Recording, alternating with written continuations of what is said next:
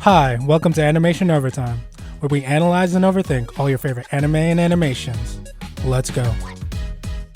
Hi, I'm Jim. Hi, I'm Jessie, and today we're going to be going into Season 2, Part 2 of The Owl House. Very exciting! Yay! Part 2 is a lot more... dense. Yeah, very dense. In Part 2, we get a lot more background and questions answered. More questions. That's what I love about... More questions and answers. Yeah. Most definitely. What I love about the show is that while it will answer your questions, it will leave you with more questions. And 3 more episodes Yeah, to explain them all. That's a little scary. That we only have 3 more episodes left. I hope it doesn't feel rushed and we get everything that we want. Season 3, 1 actually comes out tomorrow. Yeah, so we're going to pretty much record this episode and then watch what comes next.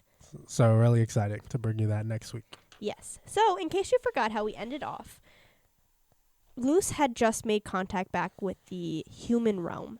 She did not get to go into the human realm, but she had she was in the reflections of things and was able to talk to her mother. So her mother kind of knows what's going on. And so we pick up in episode 11, and she is recording herself again for her mother. That's where we see boneless Hooty. Skinless Hooty. Yeah. Confirmed Hooty is he got just bones. Not only organs, but bones? Yeah, somehow he's not his skin. For being so flexible, this man has bones, surprisingly.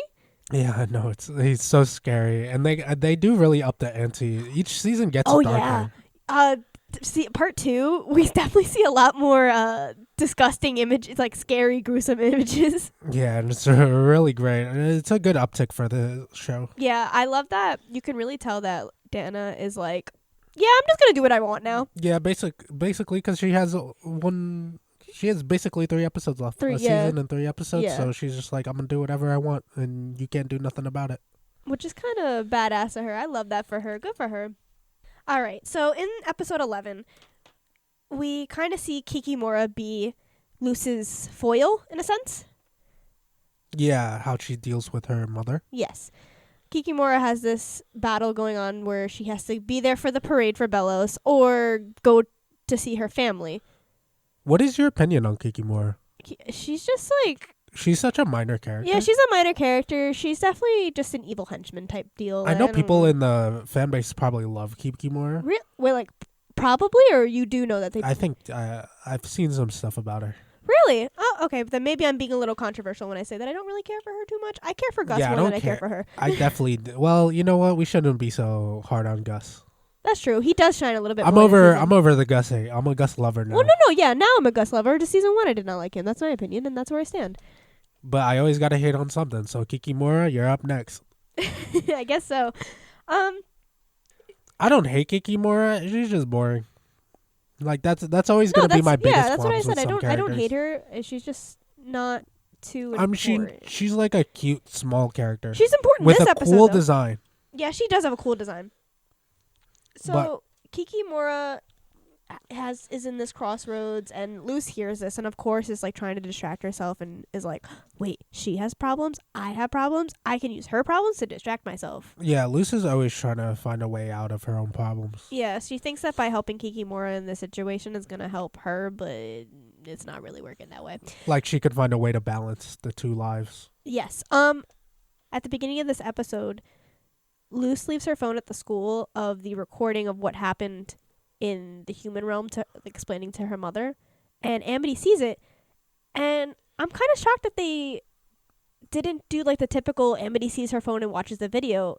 Amity's actually pretty respectful and mature here and doesn't watch the video. Yeah, that's definitely a really interesting thing to do, where she actually respects the boundaries of Luz, and I think that's a good way to build trust between each other. It shows that they do have somewhat of a mature relationship going on here. Yeah, even though they're 15. Well, that's true.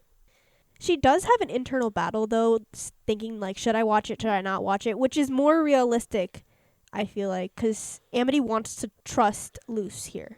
Yeah, and it's kind of hard to trust Luz. I feel like Luz throughout the series has been lying to a lot of people that she loves. Yeah, she does it kind of like Ida, how Ida does it to protect them. But to justify, yeah. So jumping back to, sorry, I know we're going back and forth here, but it'll make sense. Jumping back to the Kikimora part of the episode. Against Kikimora's first wishes, they team up with each other, and Luz stages this like kidnapping to get Kikimora to go to see her family, but also be at the parade in like she's kind of in a two places at one situation. But of course it goes wrong. She gets Ida to join in to help her out, and Ida's like, what's in this for me? Yeah, this might be like a bad idea. And Luz is like trying to be like, and then she's like, Rain. Yeah, honestly, Rain is such a cool character. I love Rain. Rain is very interesting, where at this point we think they're brainwashed because they're not responding to Ida after Rain got kidnapped. Or not kidnapped, got, what's the word I'm looking for? Basically, Ida sees this as a chance to meet up with Rain and see if they still have a connection that they formed last season. Yeah, because Ida's like, something's up, because the last time we saw each other, I knew you were a double agent, and now you're pretending like that never happened. Yeah, you just can't switch on a dime. And here we see one of the greatest villains, I think, in Owl House. Terra Snapdragon. Really? Actually, I didn't know that opinion you had. You love her? Yeah, I like Snapdragon. She is scary, manipulative, menacing. Yeah, she's like... She got like this evil mom thing going on. I was just about to say that. She's like a evil, like... Oh my god, she's like the mother from Tangled. Like, where she's like, I know what's best for you. Yeah, basically, even though she doesn't know that much herself, interestingly enough. Yeah, which we'll find out later this season. But she's cold and calculating, which makes her really interesting to watch her. Yeah, and just absolutely decimate like our protagonist. And going off the like the mother aspect of it, she even calls like Rain her little Snapdragon. Little Sprout. Oh, yeah, Sprout. Sorry, Snapdragon. I don't know why I said that. One came out I don't know. nowhere. I heard. Never mind. So, in the middle of Luz trying to fake kidnap Kikimora, Rain and Ida meet up with each other, and that's when Rain's like, I don't know who you are. Get away from me. Yeah, you Rain literally says we haven't spoken in years, and Ida's like, what do you mean? We spoke like yesterday. Like, come on now. Yeah, and that's when Ida's like, all right, well, something is wrong here because we did speak like maybe like a week ago or something. Yeah, but we do see that Rain has been taking this potion from Snapdragon, and this is why I really like her, because she has no qualms with doing whatever she has to do. What's your opinion on Snapdragon? I like her as a character. Not super fleshed out, but with the screen time she has, she really makes it work. She's she's only been in the second part of the season. I feel like she steals the scene when she walks in. Yeah. She you see her and you really notice her. Well, yeah, her character design is really cool. She's the head coven of the plant track. Yes, the plant track. So she has this like flowy plant viney thing going on for her. Like a dark version of Ida. Nah. Oh, like the big hair type thing. No, I just mean like their characters. Okay, I wouldn't compare it to Ida, but I can see where you're coming from. Yeah, not exactly a one-on-one comparison, but like kind of the same idea. Yeah, I see what you're saying. The plan is going to shambles. And the reason is why is because Snapdragon is manipulating Kikimora with a promotion. Yeah, so Snapdragon automatically is like, all right, I see what's going on here. You're not actually being kidnapped. I'm going to be like, yeah, so you have this promotion. Oh, what a shame. What a shame that you're running away. I can't believe that you're getting kidnapped. Oh, yeah. And so Kikimora hears that, and of course she's like, promotion? I don't care about my family. That's all she wants, yeah, basically. She does not care about her family. That's what I mean, like her sympathy seems like it didn't even really make that much sense. That's why I was like, I didn't really care for her being. Did she really care about her family? No. I think it was just there for the plot, which is all right. I get it. Luz needs someone to be her foil this episode, so that way we can talk about our emotions. But speaking of talking about our emotions, guess who sees everything happening and figures out Luz is behind this? Amity. Oh, yeah, Amity, who has a strong connection with Luz. Yeah, which, by the way, so when all this is happening, they do, like, the whole smoke bomb, and Amity hears Luz call herself Hecate. Amity's like, Hecate, come on, that's the Azura books that we both love. That's my girlfriend. I gotta go save her butt yet again. Yeah, because she's getting destroyed by Kikimora, actually. Not by Kiki. By Snapdragon, you mean? No, by Oh. Kikimora. So Kikimora and Oh, yes. Lumity. Mm-hmm. yes. Lumity? Yeah, Lumity. Good enough. That's her ship name. Lumity go fight against Kikimora, but they have actually a really hard time. They're basically almost losing. Yeah, which is surprising. And then the Snapdragon just one-shots. Yeah, Kikimora. So and if you're not scared of Snapdragon at this point, like, I don't know what to tell you. Yeah, exactly. And so we find out that Snapdragon was like, all right, you get to live, Kikimora, and then they go away. Interestingly enough, Kikimora does not take Luce. She needs Luce to be free. Oh, yeah, and she doesn't... So the Emperor basically wants Luce to be free and roaming. Why? Because in the next episode... What happens in the next episode? In the next episode, we find out that Luce actually has met Belos before. And we find out that Belos and Philip are one and the same. Belos needs Luce to be free, which is why they haven't been attacking them, basically. And letting her go. He knows that Luce is the catalyst for everything. So in episode 12, Lilith is having this midlife crisis type thing, I guess you can call it, right? She's pretty much like her life is in shambles and she's upset that someone's cooler than her. Essentially is her plot for this. Flora the Desplorer. Oh yeah, Flora the Desplorer. I wonder what that name is. Honestly, the jokes in this were so corny, but I was dying. They're pretty good though. No, they're corny, but I love corny I like jokes. the snorses too. Yeah. Which I want to point out. Snake horses. Snorses. Yeah. That's why when they're like later when Amity's mom is like, this runs on Snorse power. Like yeah, horsepower. it's really Yeah. fun. They just make it like a canon thing in the universe. Yeah. What I want to talk about though is Lilith's character design at the moment. If you notice, her hair is becoming bushy again. Like it's reverting back to its natural state. And it has like one streak, right? Yeah. Oh, I see what you're saying. Like she's going back to being her, like who she really was. Yeah, she's becoming more comfortable in herself, I feel like. I actually do want to talk about Lilith because she's actually a really interesting character that gets a lot of character development. She is. This half of this season. I almost forget she used to be the bad guy. Yeah, she really did used to be a bad guy for like 2 seconds, and they like forgive her immediately. But it's okay; it makes sense because it's so funny because the first season she's this like ominous like bad sister or whatever. Yeah, and better at fighting than. And now she's just this little nerd. Yeah, pretty much. She's a little like can't fight nerd. Well, she can fight, but. So Luce kind of gets her to work with each other so they could find like a temporal time thing. Which, by the way, they find how to manipulate time faster than they did in Endgame. That is true, but I want to say that Dragon's Blood is like reality warping, so it kind of doesn't. It isn't too You mean far. Titan's Blood? Titan's Blood. For a second, I was like, have we talked about dragons on the show? No. I mean Titan's Blood. Yeah, Titan's Blood. Yeah. It's like such a strong power source that can rip through the dimensions. So Yeah. dimension of time, that's just another dimension, I think. I don't know. I'm not a scientist. Well, I'm not a scientist in the demon realm, at least. So they do end up finding Or real life. This is true. They do end up finding a way through time to Wait, I just want to say some stuff about where Lilith like kicks her own head. Oh, yeah, that funny. was cool. That had me dying. And also, Lilith, when the device doesn't really work out at the start, she's like, am I broken? She starts going into like existential crisis, which really informs her character. You know what I mean?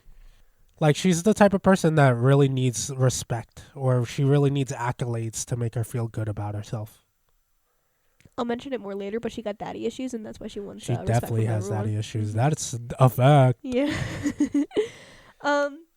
So now we go into this ancient witches world that we've been talking about for the past 2 podcasts. Yes. And do we learn anything about ancient witches? No. Not really, no.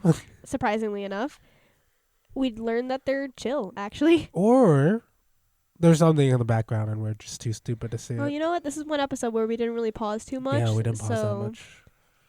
Oh, we didn't watch it together. Oh yeah, we didn't. Yeah, we we didn't. didn't This watch is it together. the first 2 episodes we didn't watch together. The reason why we wanted to travel back is to meet Philip, and they do run into Philip, but we find out Philip Widdabane. yes, Philip Willibane, and we find out that Philip isn't all that we've thought he is. He's not this cool explorer. He's this kind of asshole explorer. Yeah, just kind of not really the best guy, you know. And you could see that, although Jessie did already spoil that this person is Emperor Bellows. If you did not see this being Emperor Bellows, like, I don't know what to tell you. Yeah, this is true. It was Which, just by so the way, obvious. Emperor Bellows is... Oh man, I don't want to Emperor get Bellows into it is now. definitely the best antagonist in this whole series. So good. I don't want to get into it now because there's going to be a lot more in the later episodes this Just season. thematically, he's just But there's so just good, so man. much, So so much good. layers, so much, so good. And the reveal too is pretty good about figuring out that Bellows is. Yeah, I even guess though it was in Hollow Mind. Okay, that it gets you're right. revealed. I'm sorry, it didn't happen this episode. I shouldn't have said anything. It doesn't matter. I Right. mean, if you're watching That's this, true. If you're watching this is a season 2 spoiler review, anyways. So you're gonna find out by the end of this episode, unfortunately yeah, or it's fortunately. no big deal. And also, like, it was super obvious. So Philip uses Luce to get something. Cold manipulator. Yes, he is. He is the Gaslight, gatekeep, coldest. girl boss. He's the coldest degree of manipulator.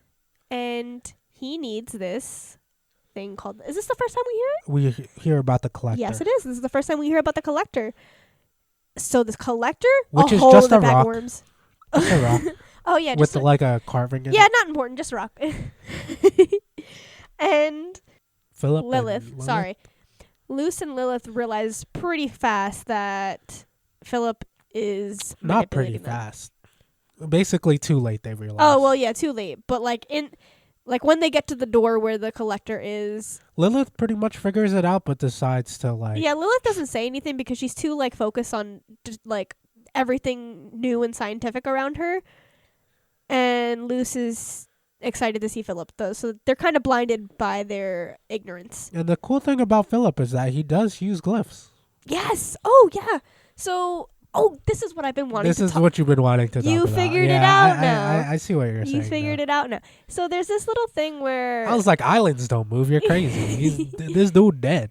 no. So what I've been mentioning since season 1 is that Luce found glyphs pretty easily, not too easily that it was like, all right, come on, but it was pretty fast. I mean, it was in a couple of months. Yeah.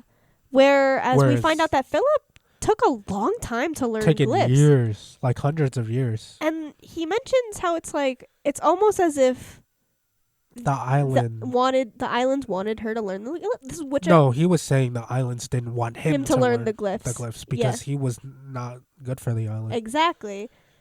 So that's what I've been saying since season 1. No, is you're that right. the You're definitely island right. wanted her to, and you were like, I don't know what you're talking about. I don't know. Islands don't move. You're crazy. Well, this is literally a sentient being. Hey, he's a dead sentient being. To be Well, fair. this is true. But I mean, he's a being that has. I mean, he says it twice. He does say it twice. So most definitely there's a connection there. That's what I've been saying. I just wanted to prove. That's why I was. You know what? Ah, you got it. Much you got waited. it. Much You awaited. got it. You got it. Taking a victory lap over here. I am. I'm gonna pat myself on the back because I realized that. So after Philip gets the collector, because he does get the collector, he beats out Lilith and Luce. Lilith and Luce are now chasing him out of the. They're in the Titan's head, by the way, which is supposed to be a sacred ground. What bugs me is that when they finally catch up to him, Lilith does punch Philip, which is pretty Let cool. me roll back. Okay, roll back. One thing I thought really cool about the fight with the, I don't know, Like the dinosaur dinosaur-looking thing Yeah. is that Bellows uses manipulation to win that fight, and Luce uses love. Oh yeah, love So conquers all. cute. And this really speaks to both of their characters, how they're both parallels as being humans trapped in a world that they don't belong in. And But since they see differently how they react to this world, they get different results as the Titan wanting her to learn magic, This is true. opposed to that other dude. He's not a nice guy. I love this show so much. Oh my god, such a great show. So going back to when they catch up to Philip again, Lilith does punch him in the face, which is actually pretty cool.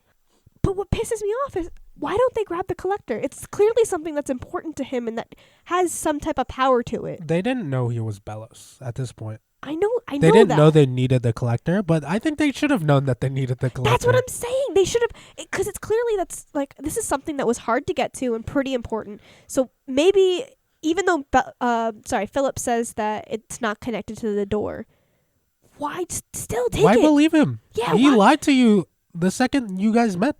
He's not a truth teller. Like, I don't He's know a if- liar. Did that piss you off too, or am I crazy on this? It didn't really piss me off. I was just kind of like, whatever. I mean, maybe I definitely for a second was like, that's stupid. Yeah, It maybe is stupid. Maybe I'm just biased because I know what comes next, but I don't know. I just feel like he's still sort of taking the collector from him. Also, one thing I like to talk about thematically about this episode, which I think is really, really cool, is back in episode 2, all the way back, like season 1, episode 2, Ida talks about how you have to act on this world and the world doesn't act on you. And Luce takes it really literally, quite literally forms what would be the Boiling Isles for the next hundreds and hundreds of years because of what she's done in the past. Yeah. It's so crazy. Like, that she has a hand in witch genocide. That's a She lot definitely plays a part. Yeah. And this is, like, traumatic. Which is why when she comes back, like... But again, she's- I don't see this as a... I mean, obviously, it's a bad thing. You know, a bunch of people dying, never great. But I do like that Luce is a character that does what she wants, does what she has to do.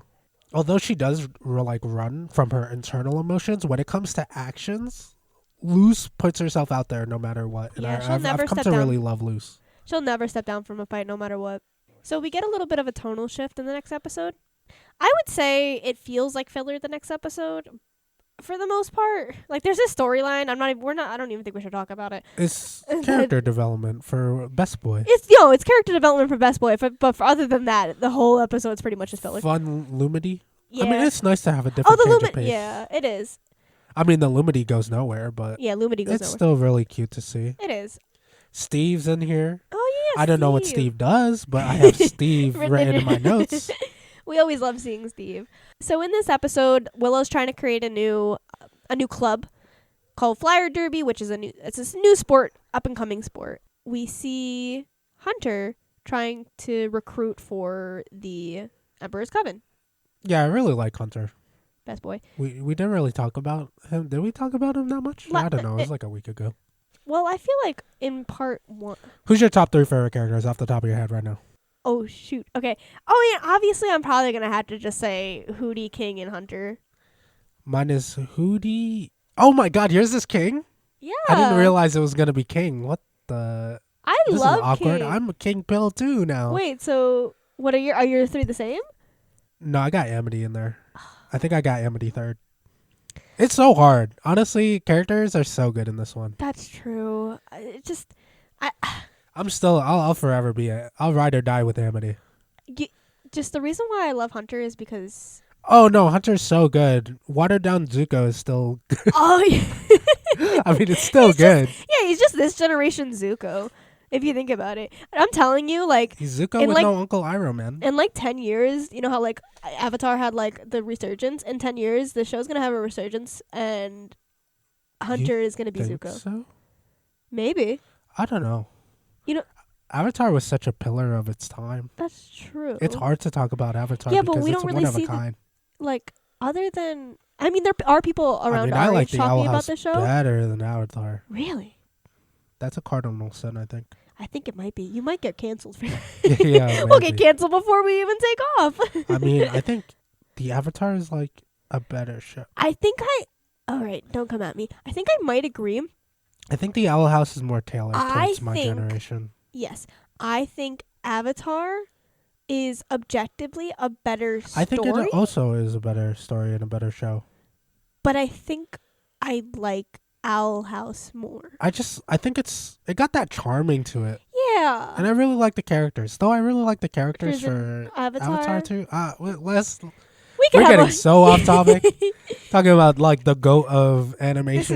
This is true. Anyways, of Western animation. Like nobody can touch Avatar, to be honest. Yeah, Let's be real. That's It's true. just- Honestly, we shouldn't even be comparing Avatar to Owl House because I mean, they have a lot of I don't know why similarities, They kind of do. I see where you're coming from, but before we lose ourselves, Where were we even? So Hunter goes to the school and tries to recruit everyone and is failing, and he finally sees the flyer derby setup going on that Willow has, and he's like, "Ooh, you have the best and the brightest on your team? No way! We looking for the best and the brightest." And the reason why Hunter's doing this, basically Bellows was like, do not fail me again. If you fail me again, like, bruh, it's over for you. Yeah, and we know that Hunter is scared of Oh, failing man, I him. love Bellows. And So to get a little bit ahead of myself, so he lies to Willow about his name because he doesn't want Willow to know that he's the Golden Guard, and he calls himself Caleb.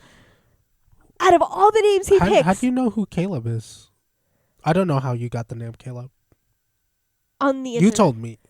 I honestly don't remember how I got the name. I know it's on the internet. I think she found it on the internet somewhere where like I know Bellus's brother is. Yeah, Bellus's brother is named Caleb. It's pretty obvious that at this point, like, he is we know that he's a grandma. No, we don't. Oh, we don't know? We learned that in the Mind episode.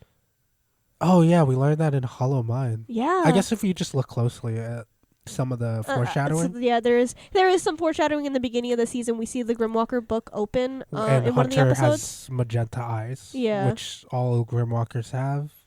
Really? I didn't know that. Yeah. It was in the book. If you look closely. Okay. I didn't look at the I book. stopped and was looking at a bunch of stuff. Yeah, honestly, we could talk about Hunter for hours. We're going to talk about him more later because he... And also, interestingly enough, did you know they talked about the brothers in the 1600s with Bellos and... What's his name? Oh, well, we don't know his name. Well, we don't know his name yet. But yeah, he has a little bird. He does? He has a little bird, yeah. Oh, I didn't know that. So that's definitely Flapjack. That's so interesting. From all the way back then. Oh, that's why he chooses him? I guess this is kind of a little bit of a spoiler because we don't know this yet. It's not canon yet. What?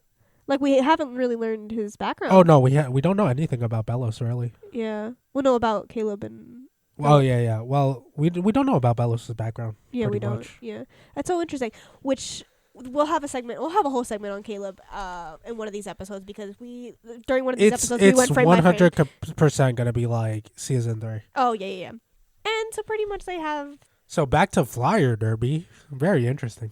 Yeah, the Flyer Derby aspect isn't that interesting, but there is a bonding moment in the episode where they do like train together. They have this match against this other... Well, I really like Hunter starting to branch out and meet people his own age. Yeah. Like Willow, like Gus.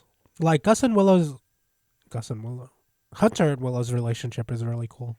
Yeah. And people ship Hunter and Willow. I know you don't really love Hunter and Willow. I'm not against it. It's definitely no Amity and Luce, but... I just don't... I think they got robbed. They just don't have enough time. Oh, I see. I see it now. Like now that I rewatched it, there was definitely a few moments yeah. like where he would go out of his way to like save Willow, yeah. Yeah. And so the whole time... Oh, and there's this moment where Gus goes like, oh, don't mess this up for her because this is what she really wants to create this team. And... Yeah, they basically fight it out on the Flyer Derby track, and they end up winning. Yay! Yeah! So Hunter's like, he calls up Darius and is like, I got recruits. Come get me. And so, Darius is pretty disappointed at this point. Yeah. How do you feel about Darius? Oh my god, so many good characters. So rewatching this, I think Dude, Darius is a sleeper character, he man. He was trying 100%. to insinuate... Not that he'd get recruits, but that he finds friends. I think the whole time Darius was trying to be like, do you really deserve You know what he reminds me of, though? He looks like Dionysus. That's a interesting comparison. Because he got the purple with the wine, and then he got the hair. I don't know. Like, have you ever played Hades? Oh my god, this man has been trying to get me to play Hades for like... Because she loves mythology, I so do. I don't even know. I just don't have time. Okay, let's not get off track. We're getting off track now. Unrelated to the show. It's a podcast, not a script. Anyways, so Darius is like, wow, I didn't think you'd actually make friends. Good job. Maybe you have more potential than I thought. Yeah. And then I think this is where we learn about Darius's mentor. The old Golden Guard. So, at the moment, we don't know that he's a Grimwalker, officially. So, he's still calling him his uncle. He's like, your uncle was your father, or whatever, the person who came before you was my mentor. And he was, like, a really good guy. So, he does, we know that... So, I feel like Golden Guards are innately good. Yes. I think that's the problem. That's why, well, raised wrong. Yes, raised wrong. I think we're getting ahead of ourselves, though. I'm sorry. I just love to talk about Hunter. Like, Hunter is such a great character. I know. We could honestly have a whole episode just on Hunter. Anyways. Man, King 2.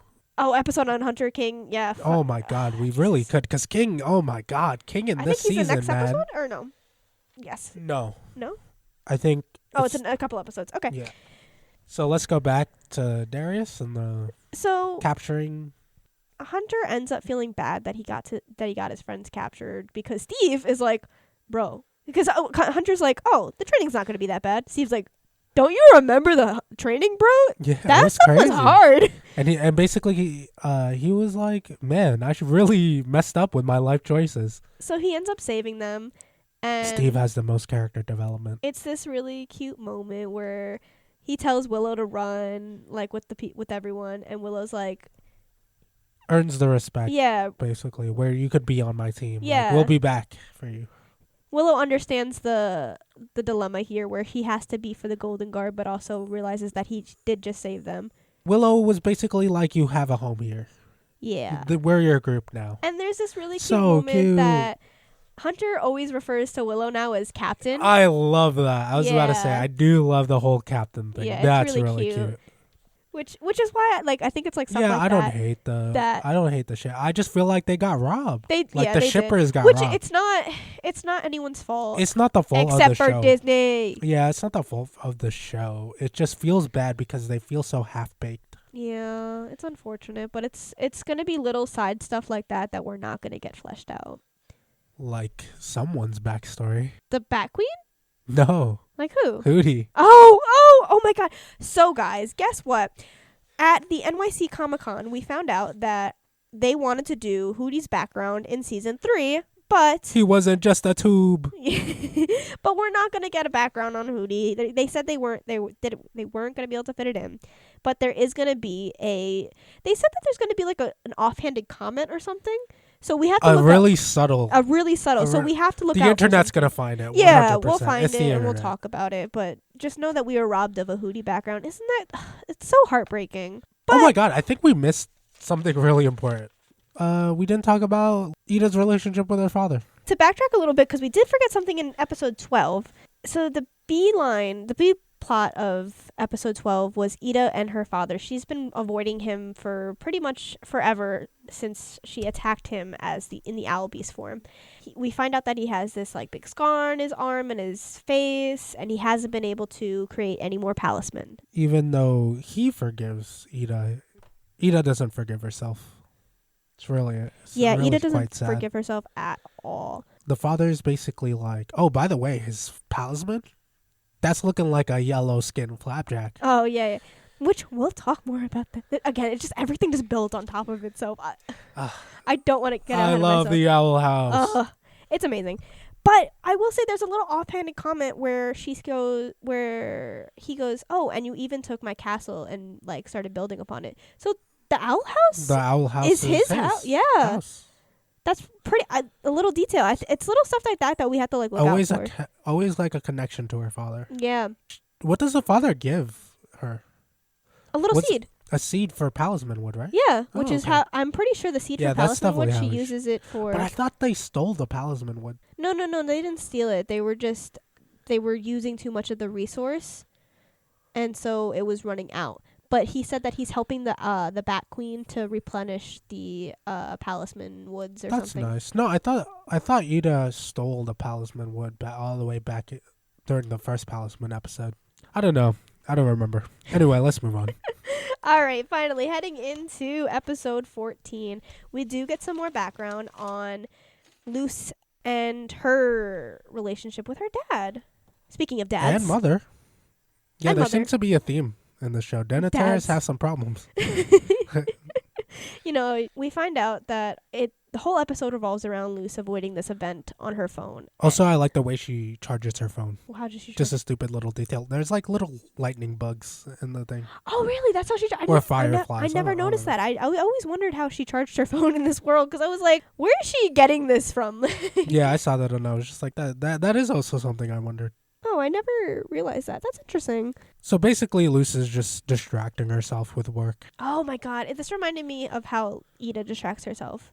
Also, I love that Hunter's Twitter handle or Instagram name is Ruler's Reach Fan. Oh, yeah, which was really cute. Which is King's book, right? Yeah, that is King's book. It brings everything together. The details in this show, amazing. Beautiful. So she does everything in the world to distract herself. And then that's where we land on Amity, the perfect vessel. Yeah. So Amity's having daddy issues too. So Luce did not learn her lesson in that last episode, and again like displaces her own feelings onto Amity and her problems with her father to distract herself from her own father. Yeah, to the point where like Amity is like, "You are hurting me. Can you stop it?" And so Amity's dad wants her to join the Emperor's Coven. Amity wants to join this fight so that way she could be like this fight that her dad also did when she was a kid. When he was a kid. I feel like this was a little out of character for the father. For the father, from what we know of him. Yes and no. I think he was just misunderstood. I guess. Yeah. He thought that's what she wanted. I think so too. But literally, Amity did not say that. Yeah, Amity never wanted to. Well, she did. She definitely did. But she doesn't want to anymore, and he's not listening to his kids at this moment, and he gets very angry that she didn't go to the Emperor's Coven meeting and instead went to the brawl. Yeah, instead went to the brawl, and So what I noticed, which happens a couple episodes later, is that her dad treats Amity how Amity was treating Willow. Where he's like, no, take a step back. Yeah. Okay, I see what you're saying. And he won't let her fight with her because they're fighting during the B plot, which I don't think the B plot is too important, except for the ending of it. We'll talk about that in a second. Where they were making a truth serum? Yeah, which is... What's his name? Edric gets some love. Yeah, Edric gets some love. My love for Edric, but we're running out of time in the show-wise, so there's not really too much we can do. We could literally talk about this forever, like because they jam-pack so much stuff in this season. When I'm telling you about this forever. You can tell that they were running out. It's not so fast-paced that it's too much to handle, but you can tell that they were running out of time and that they needed to get what needed to be set out. I think they did a great job for how little time they had. Yeah, I think they did a great job. The pacing was pretty good with minimal exposition. Yeah. There definitely were a lot, but I mean, what can you do? Exactly. But then eventually Amity's like, no, I'm going to help you fight this beast that's going on right now. Like, you need to stop. Mode. Yeah, it's kind of like when she fought back against her mom, which at this point you would think that her dad would be like, all right, Amity's her own person. She can do it. It's my same problem with Willow. It's the same thing over and over again, or what? No, where Willow... How could Amity be like, yo, Willow, you're weak? Have you not looked at Willow for 2 seconds? Yeah, that's what I'm saying. Her dad treats Amity how Amity treats Willow. Like, look at Willow for 2 seconds and you'll know... Exactly. And so they do have a heartwarming moment at the end where I noticed that Amity tells her feelings towards her dad, and her dad's like, okay, I see you and I recognize this and I'll start listening to you more. And he goes in for a hug and Amity's like, no. She goes in for a handshake. She goes, it's a start. Which I love that they do this in the show. Yeah, they do this multiple times. This is like the 3rd time they do this. Yeah. Or something like that. It's very realistic. They did it with Willow and Amity. They did, yeah. So I see exactly what you're saying. I feel like it's not overplayed, though. No, because this is how real life works. The only thing is they didn't have enough time to flesh it out so the consequences actually feel like they're consequating. Yeah. Of course. No, I see what you're saying, though. But it is a nice moment where Amity's putting up, not walls, but she's putting up the boundaries. That's what she's putting up. She's telling her dad, like, I appreciate you for listening to me, but I'm not ready for that hug.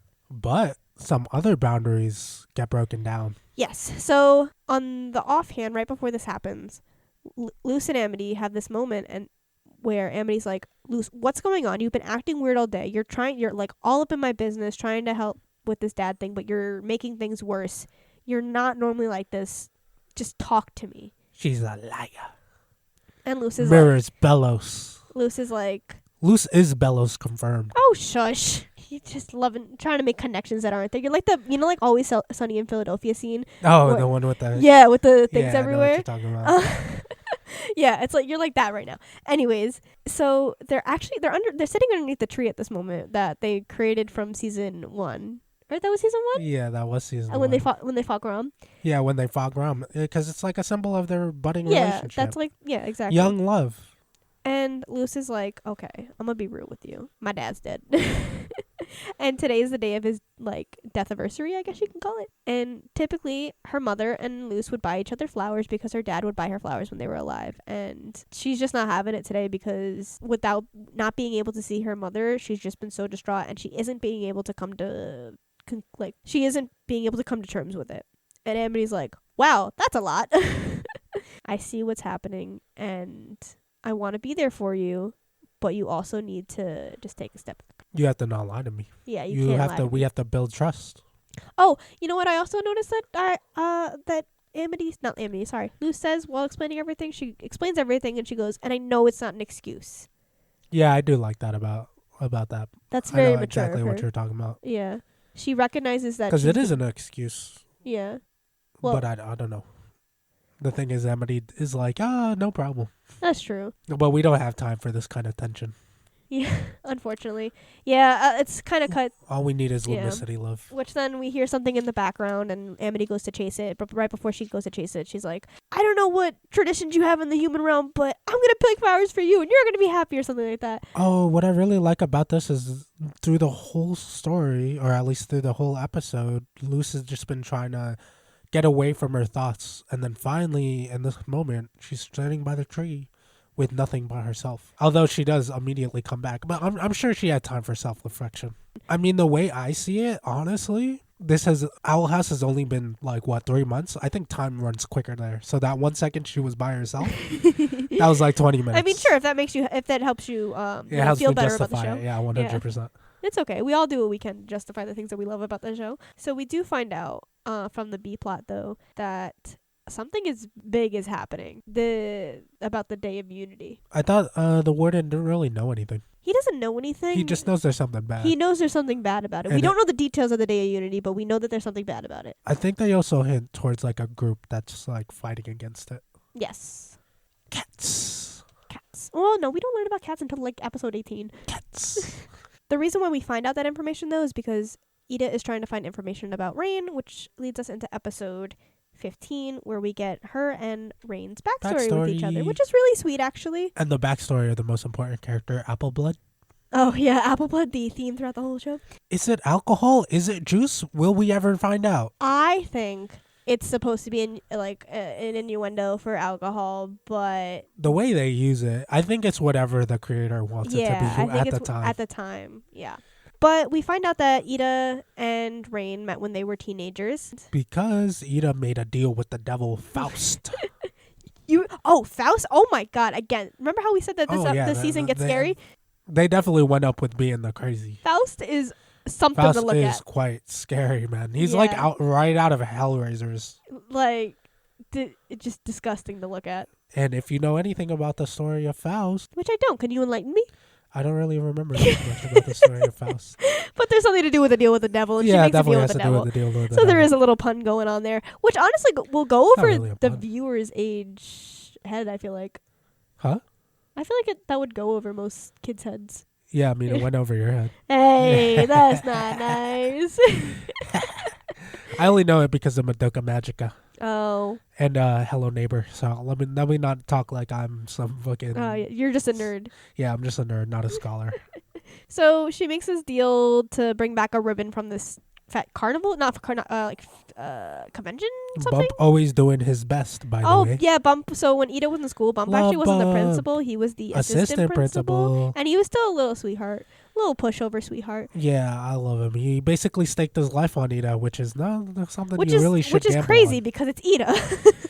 I think it was before he knew. Yeah, so anyways, they meet at this, what would you call it? What is it? Intervention? Like a fair? Sure. Like a convention? Yeah, sure. And this is when we actually I lied. This is when we meet, what was her name? Snapdragon. Right? Oh, where Snapdragon changes all the rules of the convention? Yeah, she changes all the rules of everything, and then Rain and Ida work together. Rain and Ida just get along really well. Which, by the way, this whole backstory... So cute. It is. It's actually adorable.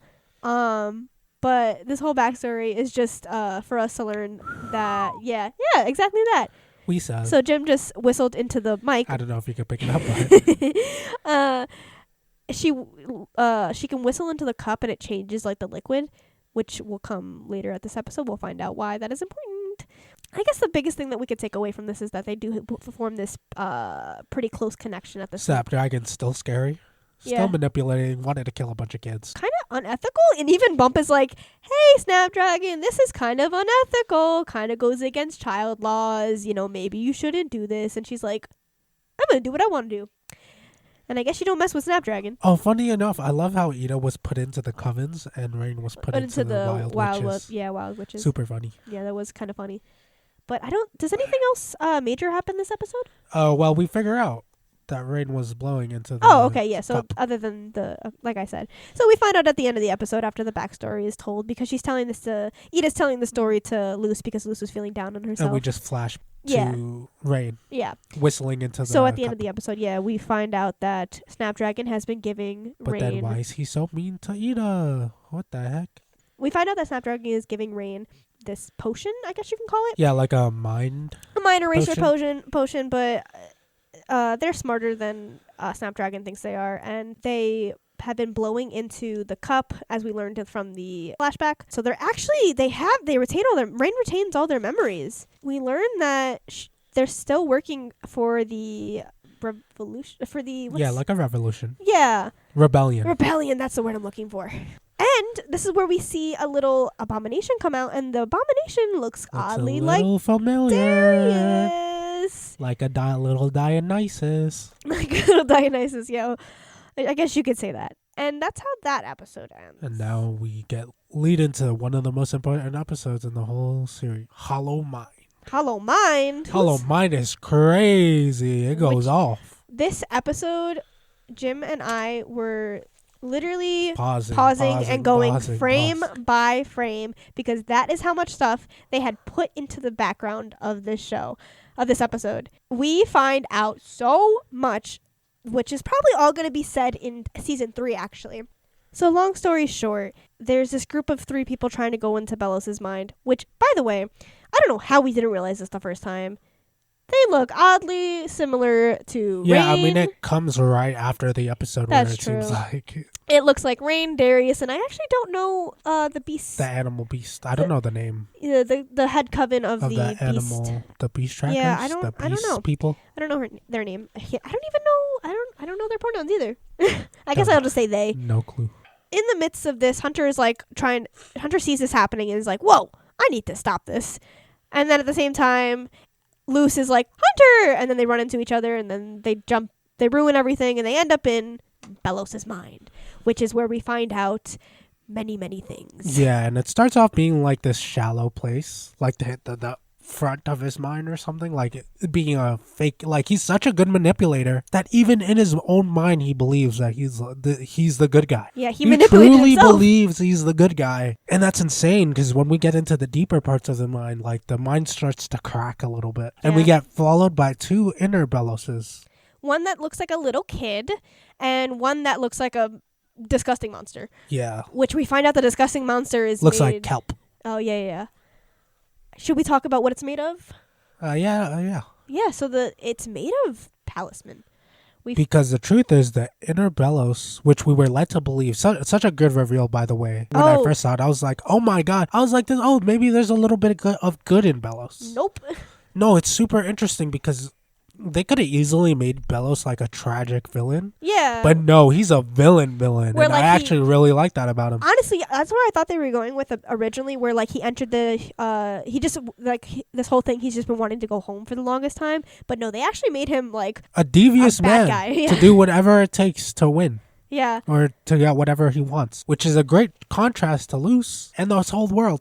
Should we keep talking about Belos or should we move on? What do you mean? We still have... There's so much that we need to talk about that was in the foreground. No. I mean, like, are we talking about Belos anywhere else? About how good of a villain he is? Oh, well, I mean, this might be the best Belos episode. I think it is the best Belos episode. So, as they're being chased around, I want to talk about like the pictures that are in the background. There's so much to unpack there. For anyone who hasn't seen the pictures, or not like us who have gone frame by frame, these pictures, we finally see it's his brother, right? They kind of tell I mean, it looks like Hunter, man. I no, because I was gonna say, is it confirmed his brother or is it a friend? No, it has to be his brother. It's his brother. Okay. There's no way it's not his brother because all the way back when the brothers first came in. Oh, okay, yeah, okay, I see. Yeah, okay. It's the same picture of the dude. They have the same kind of hair. Okay, yeah. Same like Hunter's, basically. So we see pretty much what looks like Hunter in the foreground of all these pictures, and one of them is of, I'm just gonna reference this as Caleb because we don't know his name in the season. I don't know how you know. It's confirmed Caleb. I'm pretty sure. How do you know his name is Caleb? I just heard it on TikTok. You know what? I might be wrong. Maybe I won't call him Caleb. I'll just call him Hunter. All right. So we Hunter Prime. Yes. So we see what looks like Hunter is carving a mask for this little boy that looks like Belos's inner mask. Yeah. He created the devil. Yeah, he did. And pretty much all these pictures in the background are telling the story of what we're interpreting. Again, this is none of this is confirmed. Actually, we're just trying to interpret this. Hopefully, it's confirmed tomorrow. Hopefully, it is going to be PM. confirmed tomorrow. We find out that there was this betrayal. It looks like where Philip and let me backtrack a little. It looks like that Hunter Prime, I guess we'll call him, fell in love with a witch, which we think might be a Clawthorn. Which I truly believe it's a Clawthorn, because it would also make sense that Hunter's talisman is a bird. Because all the Clawthorns' talismans are birds. So that looks so similar to Del, their father. To the father's talisman. So I'm just making connections here. We could be totally wrong. We could be totally wrong. I'm just, again, this is what I see from the background. Also in the background, the story of being told of how it looks like Philip kills... he definitely kills Hunter Prime. He definitely kills Hunter Prime. And so we know that they're witch hunters. Well, actually, we find out this episode that they're witch hunters. So it looks like that he kills him because there's this betrayal of, like... what I'm thinking is that Philip still wants to, like, kill all the witches, and... Hunter Prime. He just hates witches. He loves humanity. He loves humanity, hates witches. Which is crazy, by the way. We just discussed that he's been living in the demon realm for, like, well over hundreds of years. And he still hasn't come around. 400, 500 years, something around Yeah, there. And he still hasn't come around to liking at least one witch. Like, come on. Yeah, I mean, that might be, like, that's crazy, honestly. That's what, like, how stubborn you gotta be. Yeah, I mean, I guess, like, you're so deranged and... And this is where we find out that Bellos is... Oh, yeah, Bellos. Yeah. That we find out Bellos and Philip are the same person. And we find out the Golden Guard is a Grimwalker. Yeah, that he is the reincarnation of somebody brother. That... Yeah, definitely his brother. Yeah, definitely his brother, but we're not supposed to know that yet. Even though it literally shows it in the background. Luce's reaction to finding out that Philip is Bellos. Yeah, he literally... Because Philip is like, thank you, Luce. If it weren't for you... I wouldn't be able to do what I did. And Luce is like, Yeah, I know, right? That's so horrifying. No, but it's super insane. Like, I really love Bellos as a character. I love that he's a human. Literally. Yeah, no, he's straight up a human who becomes the monster that he's so afraid of. Yeah. He becomes less human as time goes on. I love Bellos. Bellos is such an interesting character.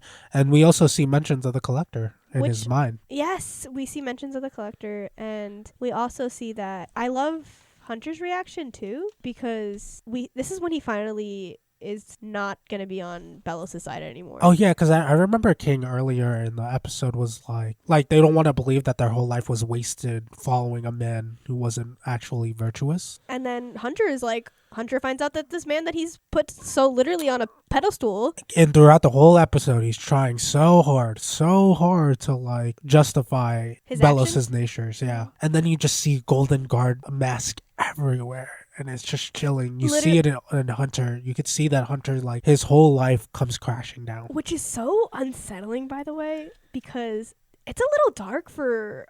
Super dark. And the fact that Bellos plays it so well, like, throughout the whole series, he's just so commanding with Hunter. Yeah. It's like he's been through this before, where he's like, I know how you Golden Guards act. Yeah, that is 100% He knows true. how to manipulate...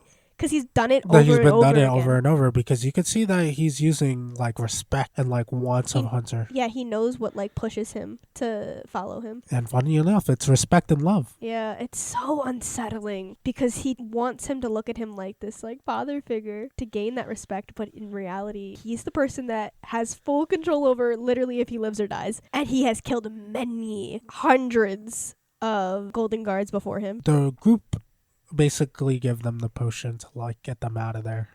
Oh, yeah. And they're, like, traumatized. Luce is like, dude, if you want to stay with me, you can stay with me. Hunter's like, I gotta go. Yeah. And then Luce just, like, kind of shuts down a little Honestly, we could talk forever about Hollow Mind, but we should move on to the next episode, which is also a banger. Like, they just come out bangers after bangers. Like, oh my god. The next episode also has some funny story. When we first watched this together, the last possible second, I figured out King was a Titan. Oh, yeah, right before the big reveal. Not right before the big reveal, but like at the start of the episode. Yeah. I was like, yo, for some reason I was just like, yo, what if King is Was a it Titan?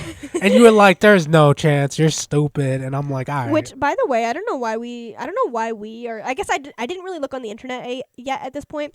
But how did no one figure it out? Because I think people kind the of head figured looks it out. exactly Dude, he looks like, exactly like it makes so much sense. It looks exactly like King. 'Cause- And the whole time we don't know what type of demon he is. He has this problem of not knowing his ancestors. And his super bark doesn't bounce off the vessels of the Titan stuff. Yeah. So we find out we think that's a point for me, by the way.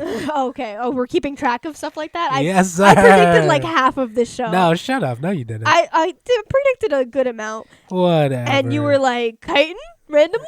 King of Titan, and you look down on me. Oh, whatever. You look like down on me like people look down on on King. But the truth is, I'm the Titan. All right.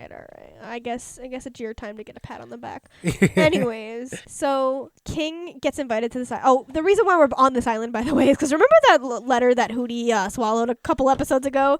Yeah, he regurgitates it, and everyone's like, why do you keep eating our mail? Stop it. He just regurgitates so much stuff. Yeah, it wasn't even just the mail. It wasn't just the mail. It was literally like random stuff all over the place. Anyways. And King wasn't even mad. He was like, oh, thank God we could look for our island. And now that Belos knows that they have met, I don't think Belos knew when Luz went to the past. So they confirmed it in Hollow Mind. So that's when they started attacking because Luz was no longer a priority. Oh, I never noticed That's that. why they start like right after Hollow Mind, they start attacking like the Owl House. Yeah. And they go after, because they needed them to go back in the past. Time, yeah. So they he never needed them to knew. go freely. Yeah, he never knew when the date was that they went back in time. Yeah, exactly. But now that he knows that they went back in time, he could finally like put an end to them. Yeah, that's so interesting. Huh. Anyways, going back to episode 17, King is reads the letter and it pretty much takes him to this island, which is not the Boiling Isles. It's another Titan. So King gets this letter and it sends him to a different island. Through the finger of a No, I'm talking about the crew, the Scully Damas crew. Yeah, the Scully Damas so crew cool. takes them to love my Scully Damas homies. And when they get up to this finger, they're like, that doesn't look like the Boiling Isles. And the guy goes, 'cause it's not. So we find out there's actually other islands out there. And that Titans just make up islands, and why are they killing them? These people, like, literally, you live off them. Yeah. Well, I mean, why are they killing them? Because they need more land. I guess so, but they're killing them when they're young. I guess. Yeah. Oh, we're getting ahead of ourselves. We didn't explain the people on the island. So the island looks like a bunch of kings. Everyone looks like a king. Yeah, everyone on the island looks like a bunch of like just older versions of King. And so King's rejoicing, all fun and everything. And then we talk to the elder, and the elder's like, "Yeah, we're all Titan killers, blah blah blah. Except there's only Titan trappers. Titan trappers, yeah. Except there's only one Titan left." And who could that be? And this Titan. Well, you got it before me. I wanted to say it. And anyways, and then this Titan, he makes this annoying sound, and he goes, You got it this time. And he goes, wah. And then like Luz and Hooty look at each other like, oh my God, that's King. Like, a little monarch who's hungry all the time and sleeps all the time. They're like, oh, we gotta go. We gotta go save our little boy right now. And so we find out that they worship on this island. They worship the Collector. And they call him the Great Huntsman. It seems as though like, why does the Collector want Titans to be killed? This just doesn't really I don't know make if sense. the Collector wants Titans to be killed, because when we see him later, we'll talk about that. But I just think that it's kind of like, since Titans and the Titans' power. Yeah, it seems to be the only thing that, like, the Collector and the Titans' power seems to be the only thing that like rival each other. There's no other power that's higher than theirs. I can't wait to see King Big. Oh, I wonder what they're gonna do with that. Which, on a side note, I mentioned during the episode is that if these are Titan trappers or killer, I guess they said trappers as a PG version of killers, so I feel like they were killing Titans. No, they're Titan trappers, and they wanted to become Titan slayers. Oh, okay, got you. I don't know, it doesn't really make sense. But they all wear like the skulls of the Titans they trapped on their head, and it's like, okay, Titans are that big, right? Then the skulls that are on their head are all babies. Little babies. Like, what? That's a little messed up. I mean, obviously you got to think about it a little bit. That's like a crew of little babies getting died. Because all the skulls are around the size of King's head, And King is probably, I want to say, like, he's supposed to be, like, 2? younger than, no, he's not 2. He has to, I want to say he's, like, a 5-year-old. Oh, okay. Yeah, I want to say, like, I actually don't know King. We could probably look it up, but I want to say he's supposed to be, like, younger than 10. He's supposed to be a kid. So, that's so messed up.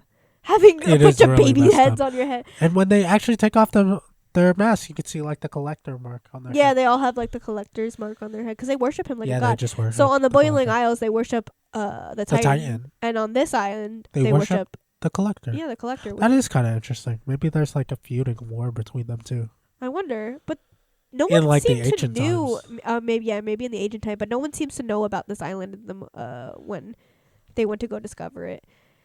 So King, after hearing this news, is kind of distraught. We see this switch from, instead of him always, throughout the whole show, he's always wanted to be a ruler or literally a king. Oh my god, King's character development might actually be the best character development in the show. Yeah. I really love King. It's so interesting seeing that switch from I want to be the ruler of everything to I just want to be a normal guy. Like, I don't But I think that's more explored in episode 19. It is more explored then. I'm getting a little bit ahead of myself, but he doesn't take this news lightly. You'd think he would be so excited to find out that he is this mighty being, but he doesn't. Oh my god, such a tragic part when King was like, "Oh, do you want to play catch? Oh, Can we play catch?" My little heart. And he just has a dagger over him. Oh. Oh my god, like He's dagger like, through my heart. Because once they find out that he's a Titan on the island, Like, they do not care, even though they were bonding with him. Yeah, they're trying to sacrifice him, and they put like this bag over his head, and he's like, "When we're done, can we play catch now?" Oh, it's so sad. It's so cute. Oh my god, King is so cute. Ugh, my little boy. But we also find out this episode that King and the Collector now have a connection, because since they were trying to sacrifice him, they also had a tablet. They also had a Collector's tablet. So there's more than one Collector's tablet. Yeah, but it was broken. So yeah, it was broken. Wait, does that mean there's actually more than one collector? No, I don't think so. You don't think so? No. I think it's like the Owl Beast where there's only one. No, I think there's 2 collectors. You think there's 2 collectors? Because do you remember when the tablet broke? That's when he got released. Yes. And then there was another tablet. No, what I think, how I'm interpreting it is that tablet that they have on this island was broken. Collector was released. Then King's dad, the Titan of the Boiling Isles, captured the Collector again and put him in this new tablet. Okay, I could see that. But when we see season 3, and then they're gonna be like, okay, so maybe there's another collector. Hey, I will another eat collector. my words if there is another collector. But at the moment, I think the collector's supposed to be this. There's only like supposed to be one. Child of the stars. Yeah, exactly. And then no one's ever mentioned a second Hey, there's collector. multiple stars. Which, by the way, you know what? Now that we can mention it, because we didn't get to really mention it in part 1, or I guess in season 1. Was it season 1? Where the Owl Beast? That was season 2. No. Part A. Now that we're on the topic of the Hooty collector. episode, man. Come yeah, on. now that we're on the topic of the collector, going back, if you rewatch, you'll notice that the Owl Beast gets captured by the collector. Yeah, that is really interesting. Which I really hope that gets dug into. There has to be, because I feel like all the players are set up. So we have the collector, we have the Titan, we have the Owl Beast, and we have Luce the Human, which is kind of mimicking towards like Philip the Human. So this is basically, I think it's like not like a prophecy, or like you know how. Yeah, I see what you're saying. Like this all happened before in the ancient past, and it's coming around again. To analyze the name though, the collector, because now I'm just putting this together right now because I just thought about it. He collects the heads of Titans. Well, no, I don't think he collects. What does he collect? Games? Well, something like that, because he was collecting the Owl Beast, so maybe he collects like powerful beings or something. Collects the stars. I don't know, because thinking about the name now, because like the collector, and then we saw him capture the Owl Beast. I don't know. I don't know what I'm piecing together here, if these puzzle pieces even fit, but I'm just wondering. I don't know what you're talking about. I'm dumb though. But that's a little side note that I thought was very interesting on that one. Gus episode. Yeah, Gus. You know what? This is the first Gus episode I actually. Nah, the last Gus episode was okay. What was the last Gus? The one with the Golder stones. Oh yeah, that one one wasn't too bad. It's okay. I don't love it. It's though. not too bad. But this one's pretty cool. I'm a Gus lover now. I'm Team Gus. So in this episode, Bellos is trying to get everyone to have a sigil on their arm, which sigils pretty much bind you to a coven, and he wants everyone to be in a coven for the Day of Unity. Hexside is not for it, surprisingly. Even Bump, who was always a rule follower, was like, "Get out of here, bro." I was actually kind of surprised that everyone, like, no one willingly wanted to get a sigil. I think Luce just kind of changed the system. I think so too, and they really started liking it. Even Edric was like, "I just got my multiple tracks. I don't want to lose this." Oh, this is where Hunter and Gus become like bros. Exactly. I love Hunter and Gus. They're such a good team. They are a good team. They do work well together. And so the school fights back and is like, "We're not going to do this, blah, blah, blah." And Gus gets to pop off with this really cool... That's based on his mental illness, which is kind of messed up. It's interesting because it fleshes him out as a real character. Yeah, it's a nice... Yeah, he has imposter syndrome, essentially. Yeah, it's just an interesting way to tackle the character. Yeah. And that his powers just make everyone around him yeah, so he puts out this really big illusion, covers the whole school type big, and it's pretty much just all of his memories from past events, traumatizing things and whatnot. Also, we find out Hunter's living in Hexside. Oh yeah, because ever since this is the first time we see Hunter ever since the whole Bellows thing. Because that's the only place he knows that's home. Gus is notices that he's living in Hexside and gives him his lunch. Gives him a sandwich. No sandwich is that good. It was a pretty good sandwich. Which is a line in the show. Hunter helps Gus get not get captured by the Emperor's Coven. Which we get really good bonding between them in this episode. Again, Gus episodes might not be the best episodes, but we do get bonding in them. I like this episode. Yes. No, this episode was really cool because we do get to see... It wasn't super weak. It's not among my favorites, but it's not weak. It's just, I'm sorry, when it comes after Hollow Mind that and is the King true. episode... It does come after Hollow Mind and the King it's episode. you can't really... You're working with a lot If here. anything, I have hate for Flyer Derby. Oh. Well, at least Flyer Derby has the respect to come before those episodes, not after. That's true. And so after being chased in the hallways, they see Willow, or at least what they think is Willow. And I love this moment. Yeah. This is a cool moment for Willow and Hunter shippers everywhere. Yeah. So, this person that we think is Willow is like, "What is he doing here?" And he's a little scared. She's a little scared or whatever. And Hunter's like, "What are you talking about? That's not the captain. The captain I know is not scared." Yeah. He's like, "Willow would never be scared of me. If anything, I'm scared of Willow." He doesn't say that, but I feel like it's insinuated. Also, we didn't talk about who's behind all these illusions. Who's trying to capture all these people? It's the head of the illusionist club. And he's like some weird director. Yeah, everything's like a movie set to him. And so he comes out and he's yelling at the guard that was playing fake Willow, and he's like, "Why couldn't you get that right?" And she's like, "I did everything I could, man." Which is, to be fair, it's not like she knows Willow. Exactly. She ends up breaking in the episode, which is pretty funny. Yeah, she's like, "I quit. I'm going back to the Tiny Cats Coven." Respect. They get knocked out, and Gus gets captured. But Hunter gets taken back by the school? The students. Yeah, the students. And even though the adults don't believe him, what are you doing here, Golden Guard? The other people who were during Fly Derby or whatever. The Flyer Derby team saves him. Yeah, and saves Willow notices... Willow's he taught you how to breathe. Very cool. Oh, yeah, there's this moment where, Willow taught Gus how to, something that we've never seen. We've never seen in any of the seasons. I mean, it's just whatever. I was just saying, it's it could have been Gus's thing. Yeah, they do it in one or two episodes. Yeah, I mean, they needed development, okay? I mean, come on now. And then Hunter's just happens to bring it up. Whatever. But anyways, and then Willow perks up her ears and is like, "I trust him, guys." And so they end up going to save Gus from being captured, which Hunter saves Gus, not Willow. And I feel I know the whole time it's supposed to be Willow and... Not Willow, sorry. It's supposed to be Gus and Hunter this episode. But I feel like Willow should have saved. I mean, Willow just knows Gus better. Yeah, exactly. But they're supposed to be bonding like bros. Yeah, they're supposed to be bonding. And Willow's like stronger than. Yeah. I mean, which, I don't know. The power scaling in this universe is whatever. I don't know. The golden. What? No, not much. Yeah, let's keep it going. Okay. So then they pretty much. He saves him from himself because at this point. Yeah, but Gus is stuck you in forgot his own that mind. Hunter has to like confront his own mind.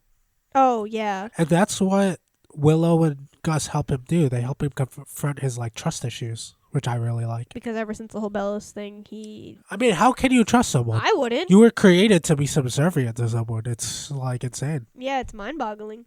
So they pretty much And help they each other all out. live happily ever after. They do. They end up like Hunter helps Gus deal with his anxiety, and Gus helps Hunter deal with his anxiety, and that's how the episode ends.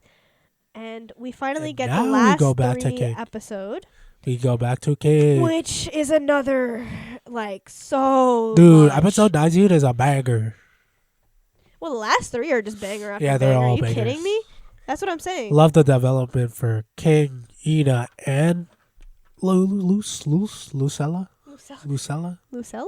What are you talking about? No, Lumity? no, Lucella. Oh, you were trying to say her last name. No, I was just saying both at the same time. Oh, okay, got you. I was wondering where you were trying to go with that. Lazora. Oh, Lazora, yeah. All right, so we have the heist. Heist time. And King gets such good development this episode where he finally gets everything he wants in his life. And it's not enough. Well, it's not. Not what that it's not it's enough. It's not that. It's not what he expected. I forgot the line. He It was realizes like, it's not what he wants. he got everything that he wants and now he's lost. He's having a midlife crisis at like 3. This is really I know, crazy. right? He's Like really pondering the universe right now. so, Like throughout the whole story, King is being underestimated. and finally, he's he- like the he has like the facts to back up the fact he's that he's like the actually god strong. among god, but he doesn't want to be treated like that. He wants to be treated like how he was. But he can never go back to that. Which is so interesting because it's the It's choice like- that they made to go this way instead of for it to go to his head and be like, I am king of No, I love what they did. Oh, I love it too. They flipped it. You see his innocence popping real time and how he deals with it. Honestly, like you mentioned, he's like having a midlife crisis at 3. This is a lot for a toddler. Yeah, or this is whatever really. to take in. Like, imagine being told at like 5 years old you're a god, Yeah, you're like the island. and then instead of being And you're like, supposed to be like above it all. yeah, Yet you still, are some little kid who just wants snacks. he just wants snacks and Francois, which leads us into the heist. So to try to cheer up King, Luce knows exactly what to do. Get he- Francois back, because which was all the way back in season 1, episode 1. Yeah, season 1, episode 1. The Emperor's Coven has all of their stuff because they ransacked Yet the again. house. So Luce and Ida agree to go on this heist.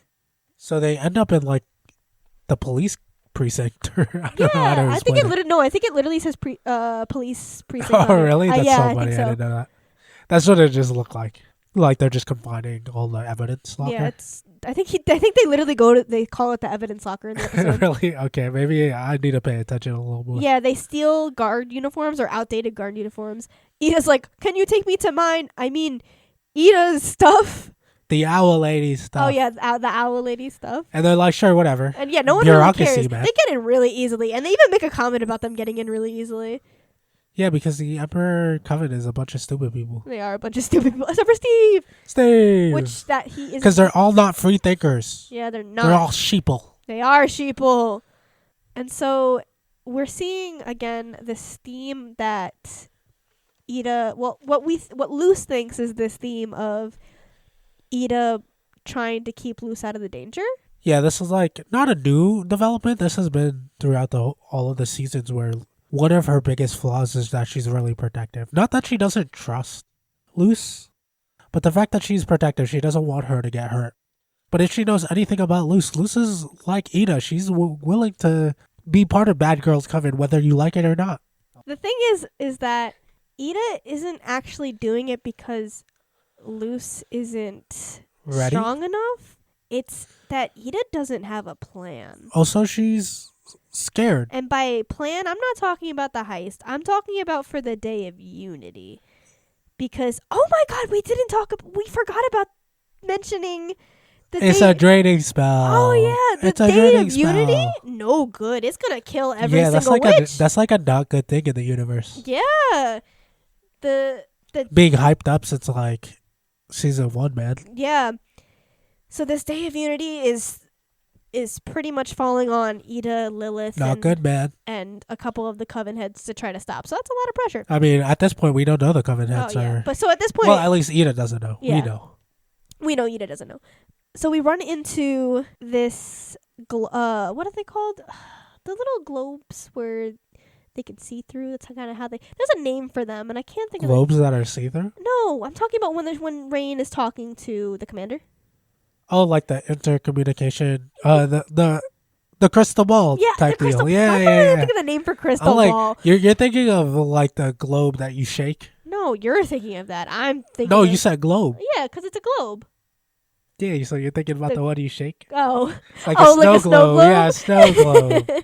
That's what you're thinking of, yes. but it's a crystal ball. yeah. They look really similar. They to do be look fair. really Mysterio. similar. Mysterio. Yeah. So Ida finds one of the commanders or one of the guards or whatever talking to Rain. And we find out that Rain has been looking for Ida. Yeah, Rain wants Ida to be protected. Yeah.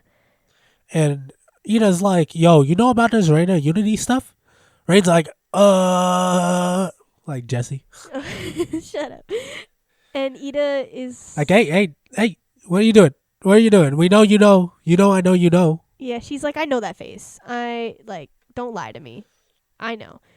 And Ida's just pleading. At this point, Ida's begging. We don't really get to see Ida weakness at all, but she's begging for Rain to take in Luce, like find a way to protect her. She's like, I can't do anything about the Day of Unity, so Sad. I need you to just take Luce. Like, Sad. I don't care if you ship her off or whatever. Just make sure she's safe.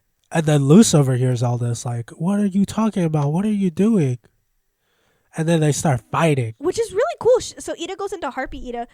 She goes into like protective Playing mode. no games. Yeah. Straight up Harpy Ida on Luce. And they had this cool like fight sequence where That's alright. I think It's pretty good, yeah. one of my favorite scenes in this scene is I like the way they slide. yeah, I was gonna say when Yeah. Luce uses the ice glyph and she like slides under Ida.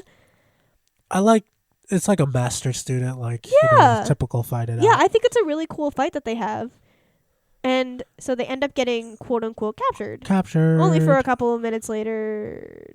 And then this is where Ida tells Luce there is no plan, and starts like breaking down, which is kind of it hurts a little bit to see that, because this whole time Ida's always been able to protect Luce, even if Luce didn't need it. But now she can't do anything to help what she feels like she put Luce in this situation. And then they get captured. Which we learned that The cats.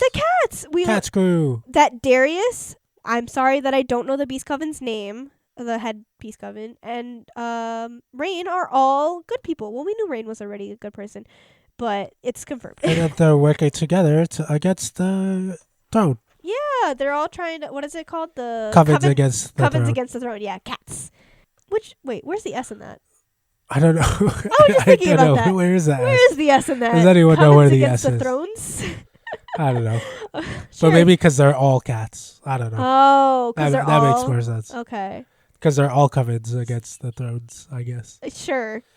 But also, throughout this whole episode, King keeps getting more development, and he ends up getting development with an unlikely friend. Steve! Come on, you forgot Steve. Oh my goodness. Okay, you guys couldn't see that, but I gave him a look like, who are you talking about? Like, forgot about Steve. Are you even a real Owl House fan? I know. So Steve's been this like kind of Background one-off character. background guard that's like Not one-off. Oh yeah, I guess you're not wrong. This like background guard, and like I think like since season 1. Mentioned like 4 or 5 times. Yeah. But then we finally get the payoff to Steve. Yeah. And they had this cool like he really understands what King is going through. Yeah, which is crazy. Like they had this whole road trip journey where it's kind of like a man and his dog type situation. Yeah. And where he's like, point. You drive, I point. Yeah. And they bond throughout this episode, and Steve is this person that King needs, where Steve respects him as a person and isn't like bowing down to him like Lilith is. Yeah, and doesn't know that they're a Titan.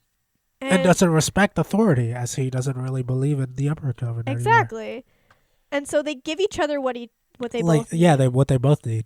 Oh, you're leaving the Coven, right? Did I read that right? Yeah. Yeah. He just thumbs up. That's really funny, because like after funny. all that, like Steve's still in his Coven head, and Lilith comes by and is like, "Are you kidnapping King? How dare you?" Blah, blah. Because King's like, "No, he's a good guy." Oh, I forgot. Right? Am I reading that right? We got to talk about Lilith. Oh, Lilith was going like bonkers throughout the episode. Yeah, because she just wants bowing down to. Yeah, as soon as she finds out that King is a Titan, she's like, "Oh my God, I'm in the presence of a god," and she's like, "Oh, my Titan! I can't believe I just." And then she's like, "I just used his name in vain! Oh my God!" I just love how King just calls her out. Yeah, King's like, "Can you stop it, please? I'm like a child."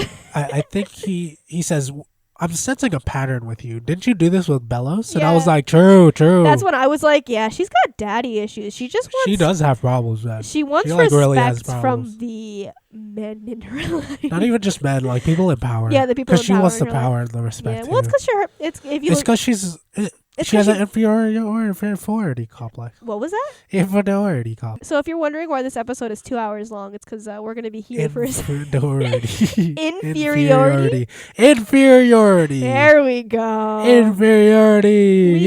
Go. We got there. I'm feeling inferior right now. It's okay. What are you talking about? Oh, Lilith has like an inferiority complex. Yeah. Which it's because of her relationship with her parents. No, more so with Ida. Yeah, because yeah, I see what you're saying. More so Ida, but also with the parents. Yeah, because her parents never gave her the attention that she needed. But anyways, going back to King, because King's the more important one in the situation. Hey, I love Lilith. Yeah, so King he's not 100% okay at this point, as per usual with the show, but he is content with himself. Right? Would that be a good word to use there?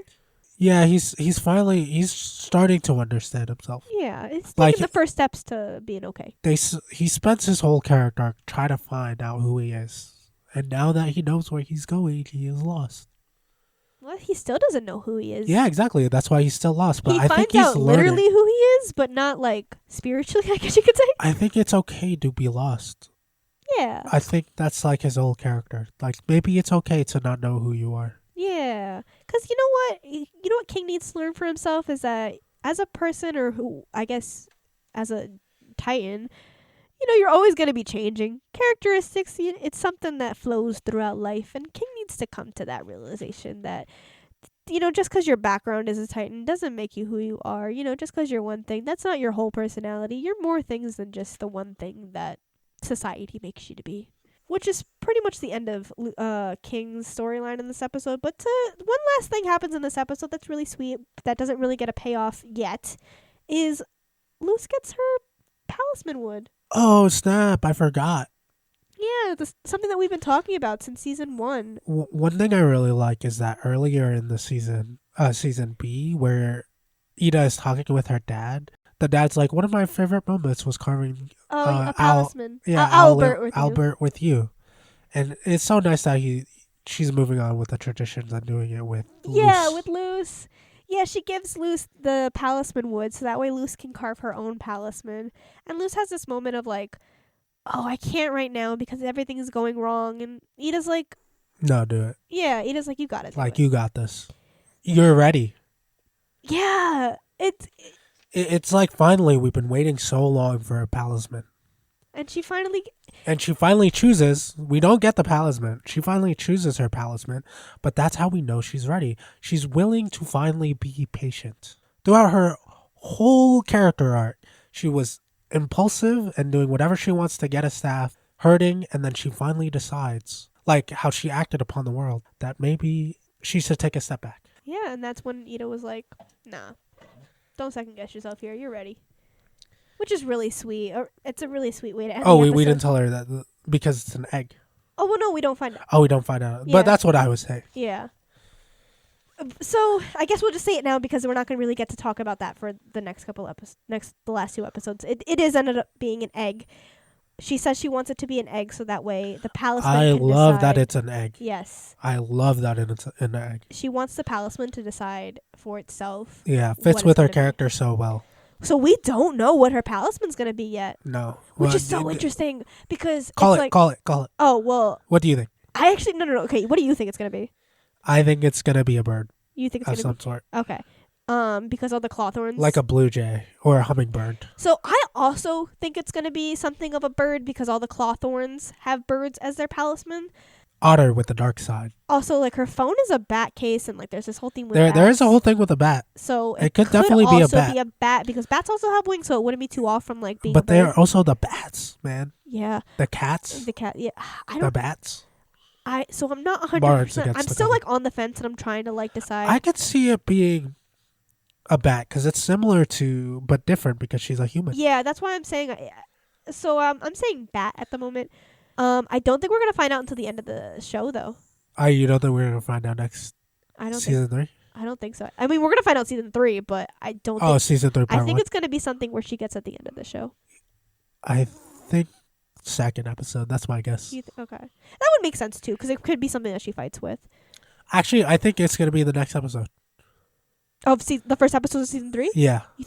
No, I don't think because I don't think they're gonna make it into the demon realm. Does Oh, she you know not have what? it with her? You know, wait, we can't talk about that yet, because let's you know what? Let's go into to the last 2 episodes, which have a very different, like it's a very heavy tonal shift. Lumity kiss. Lumity kiss. Oh yes, we do get a Lumity kiss. in here, too. Lumity kiss. It's the last time we have happiness for a while.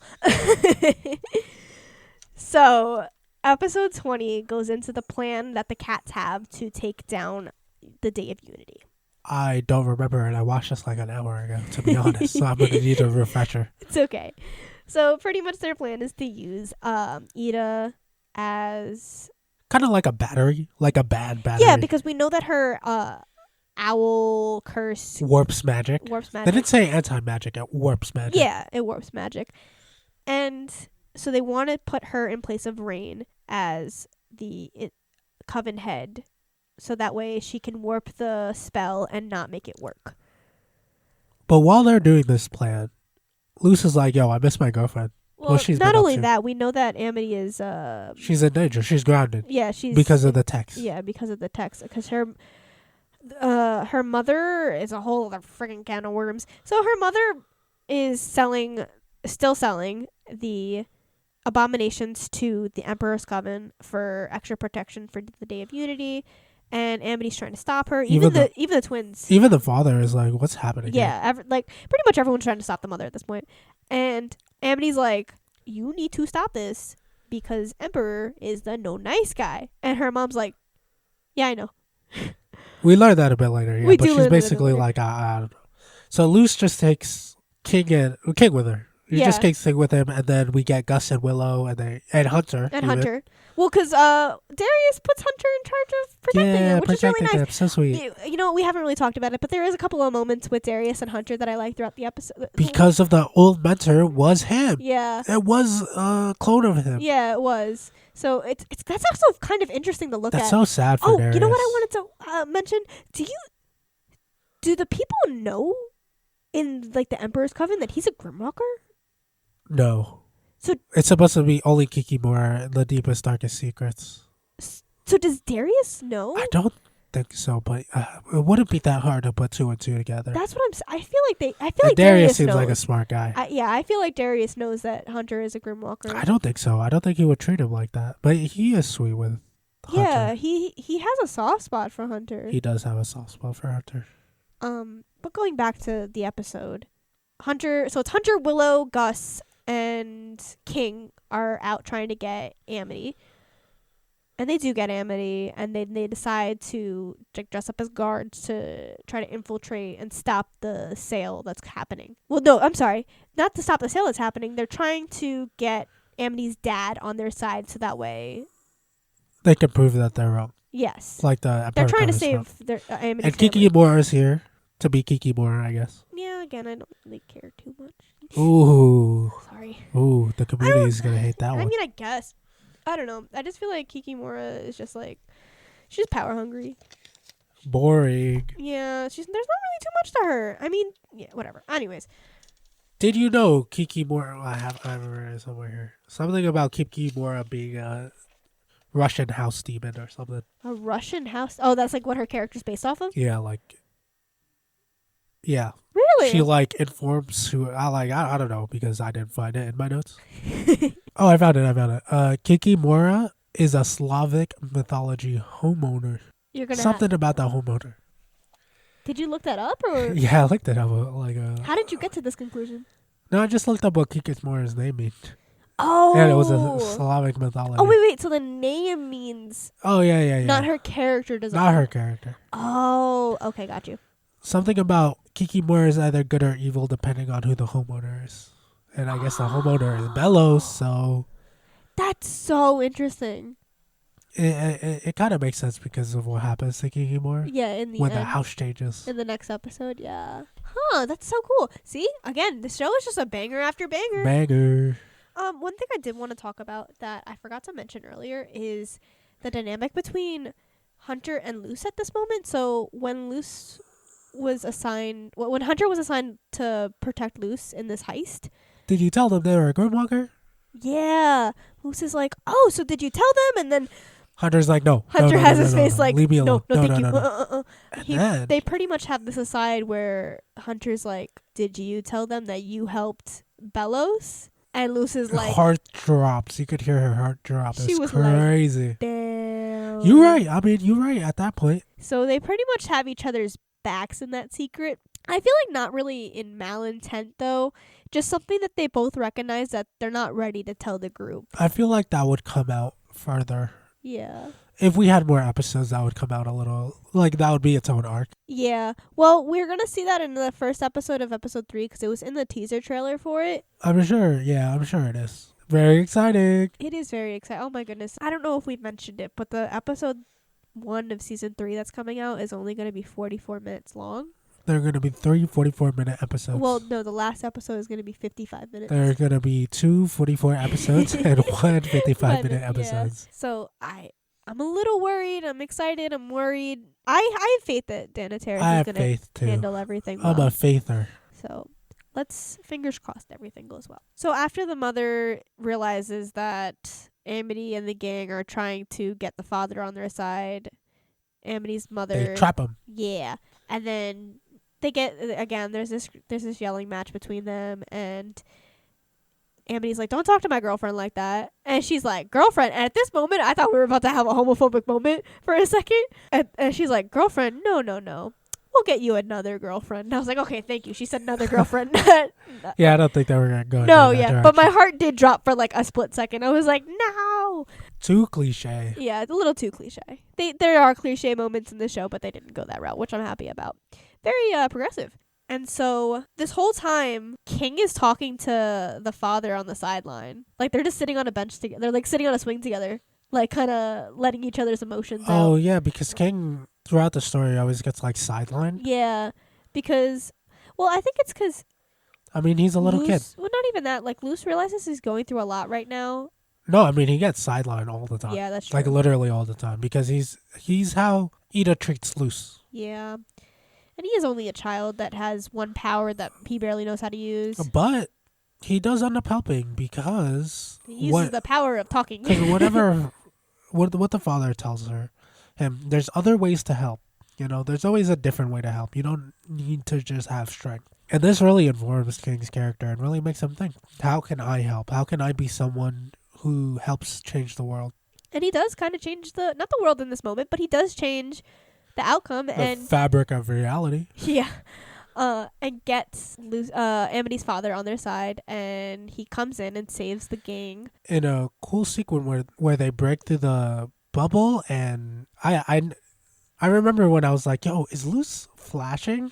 Oh, yeah, the first time we watched this episode, not even on our rewatch, but the first time, you were like, oh, did Luce and Hunter just switch? And I was like, what are you talking about? It's like a blink and you miss it moment. Yeah, and Jessie was just like, you're stupid. You're dumb. You'll never amount to anything. But then it turns out that Luz was the one that was captured in Hunter's place because They switch places using Gus illusion magic. yeah, Gus helps Luz to get to Belos's. They're not at the castle. No, I'm sorry. They're at the head right now. Well, the Unity place They're of at Unity. the Day of Unity. Because Luz wants to get to Belos. Oh, because we find out through Kikimora that they know about the Owl House's plans, the cat's plans. Do you think that Belos always wanted Ida to be there? I don't know. I don't think so. Because he said that they always had eyes on Ida. Do you think he's obsessed with the Clawthorns because of his brother's situation? No, I think it's because of the Owl Beast. Of the Owl Beast? Because the Owl Beast is something special. And Ida's like the only throughout the whole story. Yeah, Ida is just a bit of menace, a nuisance to the side. That's true. Okay. So the episode ends on like a... Did we talk about how they kissed? Yeah, we did. We mentioned it at the beginning of the episode. How They kissed. Yeah, like not just like a on the cheek kiss. It was like their official first kiss. Yeah, and I like how she creates like plant magic looking like Romeo and Juliet. Yeah, it did look like Romeo and Juliet. And again, like plants symbolize their young love, so it's really sweet. Really cute. Yeah, they're very cute. They're budding romance. They're so cute. That's how the episode ends off, right? Where she Yeah. gets like shipped away. Yeah, it actually ends. It's interesting. The episode ends off with like no music. You know how it normally does, like the. Oh yeah, it ends off in like silence, Yeah, just it's to steep in your it's just like dead air. sorrows. I really like that. You're really starting to feel the there are consequences happening right now moment, And that brings us to the final episode of season 2. which is the craziest episode so far. Yes. I want to say. No, I think Hollow Minds is crazier. Hollow Minds is probably crazier, but the stuff that happens in this episode. I mean, insane. So we start off with the gang fighting each other because there's a lot of tension going on because there are very high stakes. Amity's dad doesn't trust Hunter. Not Willow. Amity wants her dad to be going faster so that way they can save Luce. Like they're just everyone's butting heads and there's tension and everyone's Because tired. Luce is the glue. Willow's like, all right, everyone calm down. Just eat some food. Everything's going to be okay. Yeah, everything's going to be With okay. the help of the talismans. And, I forgot to mention, this whole time, King has been having these, like, nightmares that are connected to the Collector. Yeah, connected to the realm that we saw. Yeah, so I think that the Collector stays in the in-between realm. Well, that's where he was trapped. That's where he was trapped, yeah. This whole time we see that the Collector just wants to be let out so he can play games. Yeah, he's just like lonely. He's an a little isolated kid. figure. He's a little kid, by the way. He definitely is a little kid. That's what I'm saying. There could be another collector who was like older. But then again, King's father trapped him. Yeah. I don't know. I'm just saying, I think... How is he... Well, I guess he just acts like a kid. He's not really a kid. Yeah, well, they call him... In this episode, I think they call The him a child of the stars, yeah. and something else. What did they say? I know he's also known as the greatest huntsman. Oh, I'm sorry. They call him a child from the stars, not a witch or a demon. Yeah, he's like something entirely onto his own, just like King. So I believe that implies that his magic is different too. Yeah, he definitely doesn't use just magic. So whatever his power is not the same as witches or even Titan power, which is really interesting. So the Day of Unity is happening at this point, and everyone's power is... Oh my god, we forgot to talk about Ida joining a coven. Oh my... That's like such a big part of her character. Yeah, that was in the episode of the heist, was it not, right? Yeah. So that was a couple episodes back. That was... No, it was last episode, I think. No, it was just crazy because her whole character has been about not being a part of the coven, being free. She always wanted to rebel. But now she had something more worth in her life than just rebelling. And that's her family, which she decides to get a sigil for. Which is crazy because she has the chance. There's still a possibility that one day her curse could be healed. So even though she has no power at the moment, with this sigil means that she will never be able to practice. I mean, it's not even just the fact that it's a sigil. It's the fact that she's being like branded. Yeah. Emperor Coven's goons. Yeah, but that's what I mean. It's Yeah, it's just really sad. Symbolically, it's really sad. It's everything she stands against. But it gets quickly reversed later. But let's move into Emperor Belos and his schemes. So Kikimora brings what she believes is Hunter to Emperor Belos, and Belos realizes right away. He's like, you can't even get that right, like, because that is definitely not. Yeah, that's loose. That is loose. And Kikimora's like, can I be your right hand man now? I can be better than the Golden Guard. And Emperor's like Like, I are you would stupid? rather die. And this is where we see him outwardly hating witches now. He's witchist. Oh yeah, that's true. That's probably why he hates Kikimora. Yeah. Oh, you didn't put that together? Yeah. He like at this point, his mask is gone. He does not. Yeah, he only wants Hunter because he's not human. Yeah, I mean, he's human. He's human. Well, whatever he is. He's definitely, I think, human. I'm so intrigued by Hunter because the whole ear thing. The whole ear thing is weird because he has like a little cut above his ear, so I feel like they're planted on or something using magic. Yeah, because it's the same. He literally has on the same ear too, As like Bellows. a cut or a missing part of his ear. Yeah, as Bellows. So that's why at first I thought maybe he was a clone of Bellows, but now it's like confirmed that he's Bellows's. Well, the person he's based off of is Bellows's brother. So I'm so interested because the whole thing is too is that he even says like I don't know if I'm a witch or if I'm human. I don't know what I am. He's a Grimwalker. Well, I know he knows he's a Grimwalker, but he doesn't know what he's based off of. Like, Yeah. that's what he's I know confused what you about. mean. Here we see Bellows talking with the Collector and finally getting what he wants from the Collector, which is the Unity spell. And you can tell this whole time he's tricking the Collector because the Collector's like, "Oh, we're gonna play once you free me." I right? mean, it Like, just makes sense for his character to be manipulative. and He can't help himself. yeah, but the Collector has no idea. Collector's like, Just naive, you know? Yeah, he's like a little. He's kid. really naive. So he just like throws him down a hole. And that's when Luce comes in. No, Luce was here. Yeah, that's when Luce comes in, right? Yeah, that's when Luce comes in. And they have a little back and forth. I really like that. So throughout the fight, he's not really any match for Bellows at this point. Or at any point, really. But, so when Luce is on the verge of just straight up losing, she ends up doing something really interesting. He tries to appeal to the humanity side of Bellows, which ends up not really working, but working. Not working in a way where he feels sympathy for her, but working in a way where he's like, oh, I could use this to my advantage. Yeah, I can manipulate you. She's trying to say like, "Oh, she's saying that she needs him. He needs her. Sorry." Yeah. Which he falls for, stupidly enough. Because he was saying, you love humans, right? You love humanity. You're going to need me. Because she's saying that times have changed and the... I mean, it says from the 1600s to now. Honestly, I'm sure they did. Bellows is a little stupid for this because how are you going to say, like, it's been, like, hundreds of years and come back and be like, everyone's going to love me. They've been waiting. Like, we don't even know what his plan in the human world is. Yeah, that's another thing. Like, because he wants to be known as the greatest witch hunter. What was it? The general of the witch hunters or something? Yeah, like. but it doesn't really make And sense. Lucy even says, like, oh, there's no witch hunters anymore. Like, you're going to come back and no one's going to know what you're talking about. So his whole character, like King, you got what you want. Like, what are you going to do? Exactly. All this for nothing. And so he he believes Luce. I don't know if he trusts Luce. And then, which gives Luce the opportunity to grab the sigil glove. Yeah, and Bellows gets a taste of his own medicine. And she brands Bellows. With his own mark. Well, since the Day of Unity is happening, his power starts to be drained. Because the cat's plans got foiled, where they were using Ida to be like to corrupt the whole Day of Unity. But they figured it out, and it went through as normal. Yeah, they took Ida out, replaced her back with Rain, and now everyone's getting hurt again. So the reason why Luce is doing this is so she could stop the draining spell and, save the lives of all these countless people. But Kikimora's like, dude, even Bellows can't stop it. Even Bellows can't stop it. The only person who can too late. Is the Collector. The Collector. And then this is when King has like a little bit of a flashback, and now it's his turn to help. Yeah, so Kikimora tells King that the only way to help is the Collector. So King goes down to where Bellows threw down the Collector after he no longer needed him and talks to the Collector. Yeah, at first the Collector can't see him because of the necklace that he's wearing. So we finally find out what the marking was on his necklace. Yeah, it was like a protection spell. Yeah, so it makes him invisible to the Collector.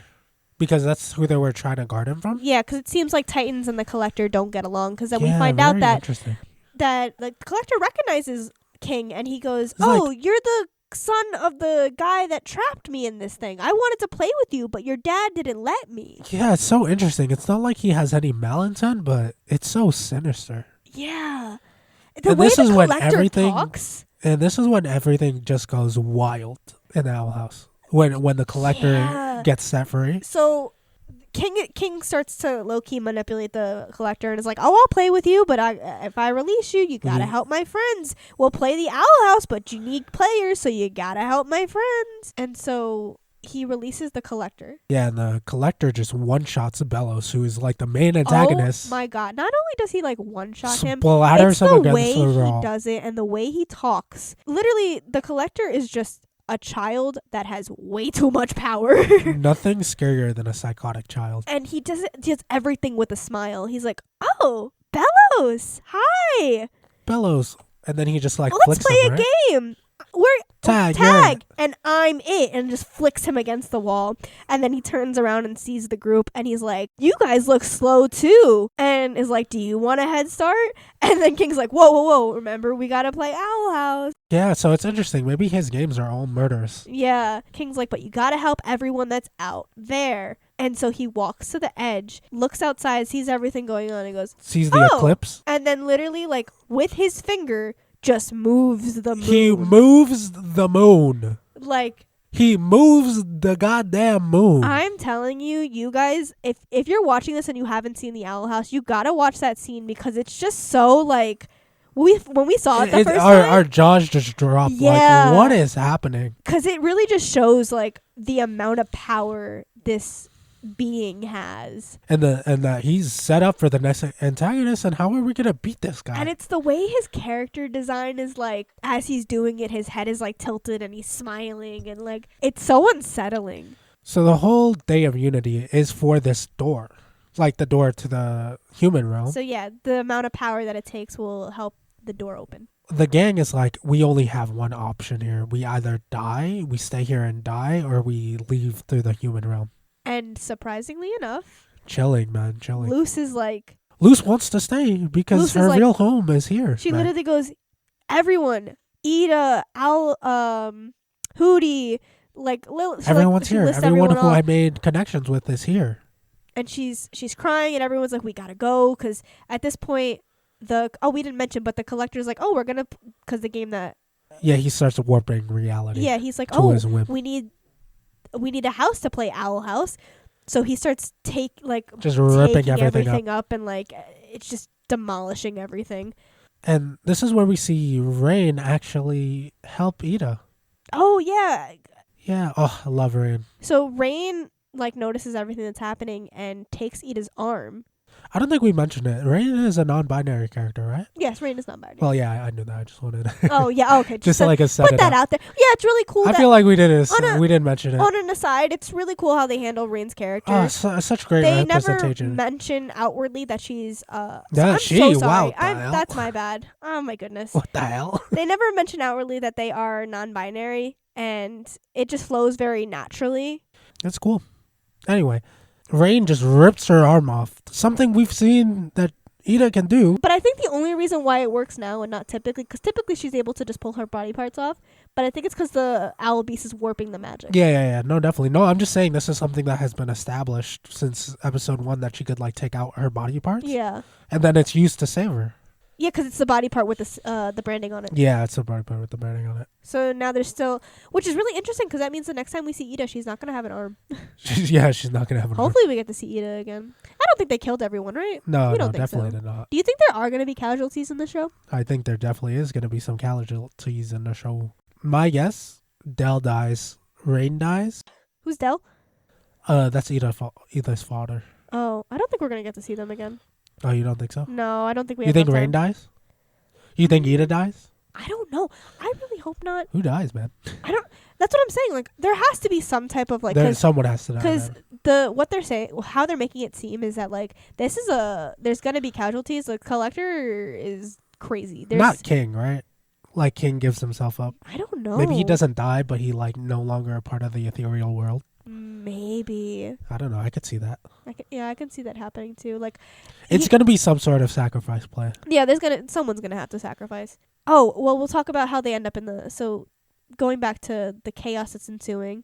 The gang is halfway through the door. Everyone's through Luce the door. is like holding Hunter up the door. takes a second to step through because Emperor Bellus's body because it's so traumatizing to him. yeah. This is like because by the way, they have to step through the goop that Emperor Yeah. Bellus's body to get through the door. It's kind of It's not, I mean, it's green goop. It's not like it's a bloody mess, but it's still kind of unsettling. And it's like a clear shot where the gloop like hits Hunter. Yeah, where it drips onto him. So obviously signaling that Bellows is gonna be back. Yeah. And Luce is holding up the door with plant magic, and King is on her shoulder, and she's like, I have to stay. I can't do this. And everyone's like, Amity comes back. She's like, we gotta go. You're gonna die if you stay here. Like, there's no other option. Like, everything's hopeless. I absolutely love how King is the one who's finally like, you stay put. I'm gonna handle this. Yeah. And so he pushes Luce into the door by doing his scream, his little wah, wah. That's more like a Mario. Yeah, it's more like Wario? a Waluigi type. Wah. What's happening here? But no, I mean, like, how do you? Can you do it? How do you do his wah? Wah. Wah. I don't know. I don't know if I could do it right. You just go wah. Wah. But he does his little bark or whatever to push her through the door, and what we can assume is happening on the other side of the door is that he is fighting the Collector or something to... I think he was like going along with the Collector. Yeah, I think I just love how King's like, I'm so glad I have you as a sister. Oh, yeah, that's how they say, how he says goodbye because to family, Luce. All he ever wanted was family. Yeah. That's the only thing that was ever important. And he recognizes Luce as his older sister, and it's so freaking adorable. I wanted to cry when I saw that. And now it's King's turn to save it's his time to finally be the one to strap up his boots and be the big man in charge for a little boy. And so the show ends with Luce trying to open and close the door on the other side, and it's just not working. As everything is hopeless around her. Gus cries, the rain is falling. Very poetic. It is, and there's no music to end off the episode, so you just kind of feel this moment of despair. Well, I think they make it to Luce's mother's house. No, they don't. Yeah, they show it. They show Luce's mother, but they don't make it to the house yet. That's you're thinking of the promo. No, when they open the door? Yeah, it shows it in the promo. Are you sure? Yeah. Let me see right now. Okay, yeah, we just went back and I stand corrected. They are at the house. But it's still this moment of like, and the episode ends just with no music. Dread. And, there's a lot of dread in the show. Yeah. Like it ends off a lot like this where it's just like really... It knows when to take itself seriously. But that is actually not the final shot of the It's season not. 2. The final shot is actually just of the door. The abandoned house. The abandoned house. And something the drip. rain. Well, something we know what the something is. It's the green sludge. The green Bellows boy. So we know that Bellows is going to be, or he's going to be a main player. Maybe 100%. Not Bellows, because I guess we can talk. Do you want to talk about the promo a little bit, just a little bit? I don't remember what's in the promo. Okay, well I'm gonna just bring up something, and we do see this moment of Hunter looking in the mirror, and he sees like the green sludge of Bellows' face, like like his slash. Yeah. So that he sees that in the mirror. So I feel like we're not gonna see Bellows in the human realm, but it's gonna affect Hunter in a way of like we're gonna get flashbacks. You think so? I think he's gonna like come from Hunter. Like possess him or something? Yeah. That's interesting. Huh, maybe. But so that's how season 2, part 2, episode 21 ends. What a journey it has been. So much. So many questions. We have so many questions. Like, the thing is, we could talk about this for literal hours. Yeah, man, I want to do a couple more theories, but we're it's already running 2 hours. Yeah, we're running short. We're running a little long.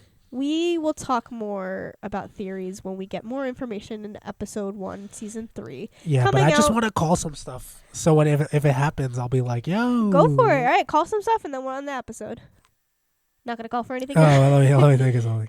Hooty becomes the protagonist. Anyway, if you made it this far. Wait. I do want to say one more thing. There are some promo pictures going around. It's very interesting because they're mirroring Hunter Prime with Philip, and then on the other side, it's Luce and Hunter. So I wonder... That makes sense. Yeah. People are saying, is there going to be... You don't think there's going to be a betrayal anywhere, right? No, I just think that Luce parallels Philip. Okay. And Hunter parallels Hunter Prime. Hunter Prime, yeah. Okay. Because they're basically... They serve the same function in the story. Okay, being humans trapped in a demon realm. Yeah, I see. Okay. Well, I guess that's the last I have to say about the promo. Well, I do have more to say, but again, we don't have the time. So, if you made it this far... Thank you. We appreciate all your help and support. This has been Animation Overtime. And we're officially clocking out.